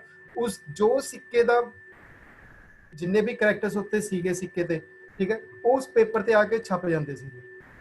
ਠੀਕ ਹੈ ਜੀ, ਉਹਨੂੰ ਮੈਂ ਹੱਥ ਰੋਟੇਟ ਕਰਦਾ ਸੀਗਾ, ਉਹ ਥੋੜਾ ਰਫ ਹੁੰਦਾ ਸੀਗਾ। ਸੋ ਇੰਪੈਕਟ ਕੀ ਆ, ਜਿਸ ਚੀਜ਼ ਨੂੰ ਮੈਂ ਕਲਿੱਕ ਕਰ ਰਿਹਾ, ਆਊਟਪੁੱਟ ਲੈਣਾ ਚਾਹੁੰਦਾ ਆ, ਉਸ ਪਾਰਟਿਕੂਲਰ ਪੇਜ ਤੇ ਉਹਦਾ ਇੰਪੈਕਟ ਰਹਿ ਜਾਂਦਾ ਆ। ਕਲਿੱਕ ਕਰਦੇ ਆ ਉਸ ਪਾਰਟਿਕੂਲਰ ਪੇਜ ਤੇ, ਉਹਦੇ ਇੱਕ ਬੈਕ ਸਾਈਡ ਤੇ ਉਹਦਾ ਇੰਪੈਕਟ ਰਹਿੰਦਾ। ਜਦੋਂ ਮੈਂ ਉਸ ਪੇਪਰ ਤੇ ਆਪਣਾ ਹੈਂਡ ਰੋਟੇਟ ਕਰਾਂਗਾ, ਆਪਣਾ ਹੈਂਡ ਮੂਵ ਕਰਾਂਗਾ, ਤਾਂ ਮੈਂ ਫੀਲ ਕਰ ਸਕਦਾ ਕਿ ਕੀ ਸਟ੍ਰੋਕ ਪ੍ਰੈਸ ਹੋਇਆ ਆ, ਠੀਕ ਹੈ, ਕਿੰਨੇ ਮਲਟੀਪਲ ਕੀ ਸਟ੍ਰੋਕ ਪ੍ਰੈਸ ਹੋਏ ਆ, ਉਹਨਾਂ ਨੂੰ ਮੈਂ ਫੀਲ ਕਰ ਸਕਦਾ ਹਾਂ। ਸੋ ਇੰਪੈਕਟ ਦੇ ਵਿੱਚ ਆ ਜਾਂਦੇ ਸਾਡੇ ਕੋਲ daisy wheel and dot matrix printer. Diagram ਦੇ ਵਿੱਚ ਤੁਹਾਨੂੰ ਸ਼ੋ ਵੀ ਹੋ ਰਿਹਾ ਡਾਟ ਮੈਟ੍ਰਿਕਸ ਪ੍ਰਿੰਟਰ ਕਿੱਦਾਂ ਦਾ ਆ। ਇਹ ਬੇਸਿਕਲੀ ਬੈਂਕ ਦੇ ਵਿੱਚ ਯੂਜ਼ ਕੀਤੇ ਜਾਂਦੇ ਸੀਗੇ, ਹੁਣ ਉੱਥੇ ਵੀ ਅਪਰੋਕਸੀਮੇਟਲੀ ਇਹ ਖਤਮ ਹੀ ਹੋ ਚੁੱਕੇ ਆ, ਤੇ ਬੈਂਕਿੰਗ ਵਿੱਚ ਯੂਜ਼ ਕੀਤੇ ਜਾਂਦੇ ਸੀਗੇ। ਤੇ ਹਰ ਪੇਪਰ ਜਦੋਂ ਬੈਂਕ ਰਿਸਿਪਟਸ ਅਸੀਂ ਪ੍ਰਿੰਟ ਕਢਾਉਂਦੇ ਸੀ ਉਹਦੇ ਬੈਕ ਸਾਈਡ ਤੇ ਐਵੇਂ ਹੀ ਇੰਪੈਕਟ ਹੁੰਦਾ ਸੀਗਾ ਕੀ ਸਟ੍ਰੋਕਸ ਦਾ, ਠੀਕ ਹੈ। ਉਸ ਤੋਂ ਬਾਅਦ ਆ ਜਾਂਦਾ ਸਾਡੇ ਕੋਲ non impact printer. Non impact printer ਸਾਡੇ 3 ਤਰ੍ਹਾਂ ਦੇ ਆ, inkjet printer, thermal printer and laser printer. Laser printer diagrammatically show ਮੈਂ ਯੂਜ਼ ਕਰਨ ਦੀ ਕੋਸ਼ਿਸ਼ ਕੀਤੀ ਆ, ਜਿਹਦੇ ਵਿੱਚ ਨਾਰਮਲੀ ਆਫਿਸਿਸ ਵਿੱਚ ਜਿੰਨੇ ਵੀ ਅਸੀਂ ਦੇਖਦੇ ਹਾਂ ਸਾਡੇ ਕੋਲ ਲੇਜ਼ਰ ਪ੍ਰਿੰਟਰਸ ਹੀ ਅਵੇਲੇਬਲ ਆ। ਇਹਦੇ ਵਿੱਚ ਕਿਸੇ ਤਰ੍ਹਾਂ ਨਾਨ ਇੰਪੈਕਟ ਕੀ ਹੈ, ਜਦੋਂ ਪ੍ਰਿੰਟ ਆਊਟ ਮੇਰੇ ਹੱਥ ਵਿੱਚ ਆ ਉਹਦੇ ਬੈਕ ਸਾਈਡ ਤੇ ਕੋਈ ਰਫ ਸਰਫੇਸ ਨਹੀਂ ਹੁੰਦੀ, ਠੀਕ ਹੈ। ਜੋ ਫਰੰਟ ਹੈ ਉਹੀ ਬੈਕ ਤੇ ਹੋਊਗਾ। ਫਰੰਟ ਤੇ ਜੋ with the help of a spray gun user ਦੀ ਇਨਪੁਟ ਨੂੰ ਸਪਰੇ ਕੀਤਾ ਜਾਂਦਾ। ਜੋ ਕਰੈਕਟਰ ਡੈਸਕਟਾਪ ਤੇ ਹੈ ਸੀ, ਉਹ ਉਸੇ ਸੀ ਦੀ ਸ਼ੇਪ ਵਿੱਚ ਪੇਪਰ ਤੇ ਪ੍ਰਿੰਟ ਹੋ ਜਾਂਦਾ with the help of spray gun. Laser ਕੀ ਕਰਦੀ ਹੈ, ਸਪਰੇ ਕਰਦੀ ਆ ਪੇਪਰ ਦੇ ਉੱਪਰ, ਉਹ ਪਾਰਟਿਕੂਲਰ ਕਰੈਕਟਰ ਪ੍ਰਿੰਟ ਹੋ ਜਾਂਦਾ, ਠੀਕ ਹੈ। ਸੋ ਇਹ ਸੀਗਾ ਬੇਸਿਕ ਅਬਾਊਟ ਪ੍ਰਿੰਟਰ। ਸਪੀਕਰਸ ਕੀ ਹੁੰਦੇ ਆ, ਵੀ ਨੋ ਜੋ ਵੀ ਮਾਈਕ ਦੇ ਥਰੂ ਬੋਲਿਆ ਜਾਂਦਾ ਜਾਂ ਕੋਈ ਵੀ ਆਡੀਓ ਵੀਡੀਓ ਅਸੀਂ ਚਲਾਉਂਦੇ ਉਹਦੀ ਆਊਟਪੁੱਟ ਮੇਰੇ ਸਪੀਕਰ ਸਿਸਟਮ ਦੇ ਥਰੂ ਯੂਜ਼ਰ ਦੇ ਸਾਹਮਣੇ ਆਉਂਦੀ ਹੈ, ਠੀਕ ਹੈ ਜੀ। After that we have a plotters. Printers ਕਿਉਂ ਯੂਜ਼ ਕੀਤੇ ਜਾਂਦੇ ਆ, ਜਦੋਂ ਆਪਾਂ ਛੋਟੇ ਪੇजेस ਤੇ ਯਾਨੀ ਕਿ A4 A5 ਸਾਈਜ਼ ਦੇ ਜੇ ਪ੍ਰਿੰਟ ਆਊਟਸ ਲੈਣਾ ਚਾਹੁੰਦੇ ਆ ਅਸੀਂ ਪ੍ਰਿੰਟਰ ਯੂਜ਼ ਕਰ ਸਕਦੇ। ਬਟ ਪਲੋਟਰਸ ਦਾ ਕੰਮ ਕਿੱਥੇ ਬੇਸਿਕਲੀ ਯੂਜ਼ ਕੀਤਾ ਜਾਂਦਾ, ਇਹ ਯੂਜ਼ ਕੀਤਾ ਜਾਂਦਾ ਹੈ ਜੀ ਆਰਕੀਟੈਕਚਰਲ ਵਰਕ ਵਿੱਚ। ਵੱਡੇ ਆਰਕੀਟੈਕਚਰਲ ਸ਼ੀਟਸ ਜਦੋਂ ਅਸੀਂ ਪ੍ਰਿੰਟ ਕਰਨੀਆਂ ਹੁੰਦੀਆਂ, ਫਲੈਕਸਿਸ ਆਪਾਂ ਦੇਖਦੇ ਹਾਂ ਸਾਰੇ ਜਣੇ ਬੋਰਡ ਰੋਡਸ ਤੇ ਵੱਡੇ ਬੋਰਡਸ ਲੱਗੇ ਹੁੰਦੇ ਆ, ਫਲੈਕਸ ਲੱਗੀਆਂ ਹੁੰਦੀਆਂ। ਉਹ ਫਲੈਕਸ ਵੀ ਜੇ ਪ੍ਰਿੰਟ ਕੱਢਣੇ ਹੁੰਦੇ ਆ ਲਾਰਜ ਇਨ ਸਾਈਜ਼, ਜਦੋਂ ਆਪਾਂ ਡਾਕੂਮੈਂਟ ਕੋਈ ਪ੍ਰਿੰਟ ਕੱਢਣਾ ਹੁੰਦਾ ਉਸ ਟਾਈਮ ਤੇ ਸਾਡੇ ਪਲੋਟਰਸ ਯੂਜ਼ ਕੀਤੇ ਜਾਂਦੇ ਆ, ਠੀਕ ਹੈ ਜੀ। ਸੋ ਅਗਲਾ ਪਾਰਟ ਸਾਡਾ ਹੈਗਾ CPU ਦਾ ਬੇਸਿਕਲੀ ਸਿਰਫ ਆਪਾਂ ਇੰਨਾ ਸਮਝਣਾ ਹੈ ਕਿ ਫਰੰਟ ਪੈਨਲ ਤੇ ਬੈਕ ਪੈਨਲ ਕੀ ਹੈ। CPU ਮੈਂ ਤੁਹਾਨੂੰ ਦੱਸ ਚੁੱਕਿਆ ਡਿਟੇਲ ਵਿੱਚ, ਉਹਦੀਆਂ 3 ਯੂਨਿਟਸ ਨੇ, ALU, control unit and memory unit. ਹੁਣ ਅਸੀਂ ਇੱਥੇ ਦੇਖਾਂਗੇ ਉਹਦਾ ਬੇਸਿਕ ਪਾਰਟਸ ਹੈ ਕਿ front end back panel. Practically ਪੁੱਛਿਆ ਜਾਂਦਾ how to start a computer, practical ਦੇ ਵਿੱਚ ਪੁੱਛ ਲਿਆ ਜਾਂਦਾ ਕਿ ਕੰਪਿਊਟਰ ਨੂੰ ਆਪਾਂ ਸਟਾਰਟ ਕਿੱਦਾਂ ਕਰਦੇ ਹਾਂ। ਸੋ CPU ਤੇ ਸਾਡੇ ਕੋਲ ਆ ਪਾਵਰ ਸਵਿਚ ਤੇ ਰੀਸੈਟ ਬਟਨ, ਆ 2 ਬਟਨਸ ਹੁੰਦੇ ਆ ਜੀ, ਪਾਵਰ ਸਵਿਚ ਐਂਡ ਰੀ ਬਟਨ। ਫਰੰਟ ਪੈਨਲ ਦੀ ਮੈਂ ਹਜੇ ਗੱਲ ਕਰ ਰਿਹਾ, ਸਾਡੇ ਕੋਲ USB ਪੋਰਟਸ ਵੀ ਆਉਂਦੇ ਜਿੱਥੇ ਅਸੀਂ ਪੈਨ ਡਰਾਈਵਸ ਇਨਸਰਟ ਕਰਦੇ ਹਾਂ ਆਪਣੀ, ਹੈਡਫੋਨਸ ਐਂਡ ਮਾਈਕ, ਆਪਣੇ ਈਅਰਫੋਨਸ ਵਗੈਰਾ ਆਪਾਂ ਇਨਸਰਟ ਕਰਦੇ ਹਾਂ, ਉਹ ਪੈਨਲ ਹੁੰਦਾ ਆ। ਦੈਨ ਟੌਪ ਤੇ ਸਾਡੇ ਕੋਲ ਹੈਗਾ CD drive button. CD drive ਹੁੰਦਾ ਜਿੱਥੇ ਬਟਨ ਹੁੰਦਾ, ਜਦੋਂ ਪ੍ਰੈਸ ਕਰਦੇ ਉਸ ਬਟਨ ਨੂੰ ਟਰੇ ਬਾਹਰ ਆ ਜਾਂਦੀ, ਅਸੀਂ CD ਇਨਸਰਟ ਕਰਦੇ ਹਾਂ, ਦੁਬਾਰਾ ਪ੍ਰੈਸ ਕਰਦੇ ਬਟਨ ਨੂੰ ਉਹ ਟਰੇ ਇਨ ਹੋ ਜਾਂਦੀ, ਯਾਨੀ ਕਿ ਉਹ CD ਇਨਸਰਟ ਹੋ ਜਾਂਦੀ ਹੈ, ਠੀਕ ਹੈ। ਬੈਕ ਪੈਨਲ ਦੀ ਜੇ ਮੈਂ ਗੱਲ ਕਰਾਂ, ਸਭ ਤੋਂ ਉੱਪਰ ਟੌਪ ਤੇ ਹੈਗਾ ਪਾਵਰ ਸਪਲਾਈ। ਹਾਂ ਐਰੋ ਪ੍ਰੈਸ ਹੋ ਰਿਹਾ, ਇੱਥੇ ਮੈਂ ਅਸੀਂ ਆਪਣੀ ਪਾਵਰ ਕੇਬਲ ਲਗਾਉਂਦੇ ਆ। ਇਹ ਪਾਰਟਿਕੂਲਰ ਡਿਵਾਈਸ ਹੈਗਾ ਬੱਚਾ SMP ਦੀ ਫੁੱਲ ਫਾਰਮ ਪਲੀਜ਼ ਇਹਨੂੰ ਲਿਖ ਲਓ। SMP stands for switched mode power supply. Switched mode power supply. SMP ਦਾ ਕੰਮ ਕੀ ਆ, ਫਰਦਰ ਜਦੋਂ ਅਸੀਂ ਪਾਵਰ ਸਪਲਾਈ ਦੇ ਰਹੇ ਆਪਣੇ CPU ਨੂੰ, ਇੰਟਰਨਲ ਜਿੰਨੇ ਵੀ ਡਿਵਾਈਸਿਸ ਲੱਗੇ ਆ ਮਦਰਬੋਰਡ ਤੇ, ਟ੍ਰਾਂਜ਼ਿਸਟਰ, CPU, ਸਾਡਾ ਪ੍ਰੋਸੈਸਰ ਲੱਗਿਆ, ठीक है, रजिस्टर्स लग गया, diodes, whatever is being used in motherboard, her device की अपनी एक पर्टिकुलर इनपुट इलेक्ट्रिकल यूनिट है, हर डिवाइस की अपनी प्रॉपर वोल्टेज आ। SMP की करता किहड़ी डिवाइस नूं कितनी इनपुट चाहिए है उन्होंने डिवाइड करता है। SMP दा major responsibility within the CPU किस डिवाइस नूं कितनी इलैक्ट्रिसिटी सप्लाई चाहिए है वो उन्होंने पास ऑन करता है, ठीक है। सेम अगला आ जाता PS2 पोर्ट्स। ਇੱਥੇ ਅਸੀਂ ਆਪਣੇ ਮਾਊਸ ਤੇ ਕੀਬੋਰਡ ਲਗਾਉਂਦੇ ਸੀਗੇ ਪਿਨ ਸਟਰਕਚਰ ਦੇ ਜਿਹੜੇ ਸੀਗੇ ਸਾਡੇ ਕੋਲ। Then we have a serial port. ਉਸ ਤੋਂ ਬਾਅਦ VGA ਅਡਾਪਟਰ ਹੈਗਾ। VGA ਦੇ ਵਿੱਚ ਅਸੀਂ ਕੀ ਇਨਸਰਟ ਕਰਦੇ ਹਾਂ, ਆਪਣੇ ਮੋਨੀਟਰ ਦੀ ਕੇਬਲ। ਆਪਣੇ ਮੋਨੀਟਰ ਦੀ ਕੇਬਲ ਇੱਕ CPU ਤੇ ਲਗਾਉਂਦੇ ਤੇ ਦੂਸਰਾ ਮੋਨੀਟਰ ਤੇ ਲਗਾਉਂਦੇ। ਉਸ ਤੋਂ ਬਾਅਦ ਸਾਡੇ ਕੋਲ ਆ ਜਾਂਦਾ USB ਪੋਰਟ ਸਾਰਿਆਂ ਨੂੰ ਪਤਾ ਸਾਨੂੰ ਵੀ, ਜਿੱਥੇ ਅਸੀਂ ਆਪਣੀ ਪੈਨ ਡਰਾਈਵਸ ਲਗਾਉਂਦੇ ਹਾਂ, ਠੀਕ ਹੈ ਜੀ। ਉਸ ਤੋਂ ਬਾਅਦ ਆਡੀਓ ਜੈਕ ਹੈਗਾ ਥੱਲੇ, ਮਾਈਕ ਵਗੈਰਾ ਦਾ ਜਿੱਥੇ ਅਸੀਂ ਲਗਾਉਣਾ ਹੁੰਦਾ, ठीक है। माइक, ईयरफोन, ऑडियो सिस्टम जो ਅਸੀਂ ਕਨੈਕਟ ਕਰਦੇ ਹਾਂ ਉਹ ਅਸੀਂ ਆਡੀਓ ਜੈਕਸ ਤੇ ਇਨਸਰਟ ਕਰਦੇ ਹਾਂ। ਫਿਰ ਸਾਡੇ ਕੋਲ ਆ ਜਾਂਦਾ RJ45 ਕੀ ਹੈ, ਜਿੱਥੇ ਅਸੀਂ ਇੰਟਰਨੈਟ ਦੀ ਕੇਬਲ ਇੰਟਰਨੈਟ ਦੀ ਕੇਬਲ ਇਨਸਰਟ ਕਰਦੇ ਹਾਂ। RJ stands for registered Jack ਇਹ ਅੱਗੇ ਫਰਦਰ ਟਰਮ ਯੂਜ਼ ਹੋਊਗੀ ਇੰਟਰਨੈਟ ਜਦੋਂ ਪੜਾਂਗੇ। ਇੰਟਰਨੈਟ ਦੀ ਕੇਬਲ ਦੇ ਅੱਗੇ ਜਿਹੜਾ ਕਨੈਕਟਰ ਲੱਗਿਆ ਹੁੰਦਾ ਹੈ that is a RJ45 connector. ਉਹਨੂੰ ਅਸੀਂ CPU ਤੇ ਇੱਥੇ ਕਨੈਕਟ ਕਰਦੇ ਹਾਂ ਦਿਸ ਪਾਰਟਿਕੂਲਰ ਪੁਆਇੰਟ, ਠੀਕ ਹੈ। ਆ ਪੈਰਲ ਪੋਰਟ ਹੈਗਾ ਜੀ ਪ੍ਰਿੰਟਰਸ ਦੀ, ਜਦੋਂ ਅਸੀਂ ਆਪਣੀ ਕੇਬਲ ਲਗਾਉਂਦੇ ਆਪਣੇ ਕੰਪਿਊਟਰ ਤੇ ਇਸ ਪੈਰਲ ਪੋਰਟ ਤੇ ਇੰਸਰਟ ਕਰਦੇ ਹਾਂ, ਠੀਕ ਹੈ ਜੀ। ਹੁਣ ਅੱਗੇ ਆ ਗਿਆ ਮੈਮਰੀ। ਮੈਮਰੀ ਵਾਲਾ ਟॉपिक बहुत इंपॉर्टेंट है। ये डायग्राम प्लीज सारे ध्यान ਨਾਲ ਸਮਝਿਓ। ਆਪਣੇ ਕੋਲ ਟਾਈਮ ਹੈ ਹਜੇ, we have 20 minutes with us.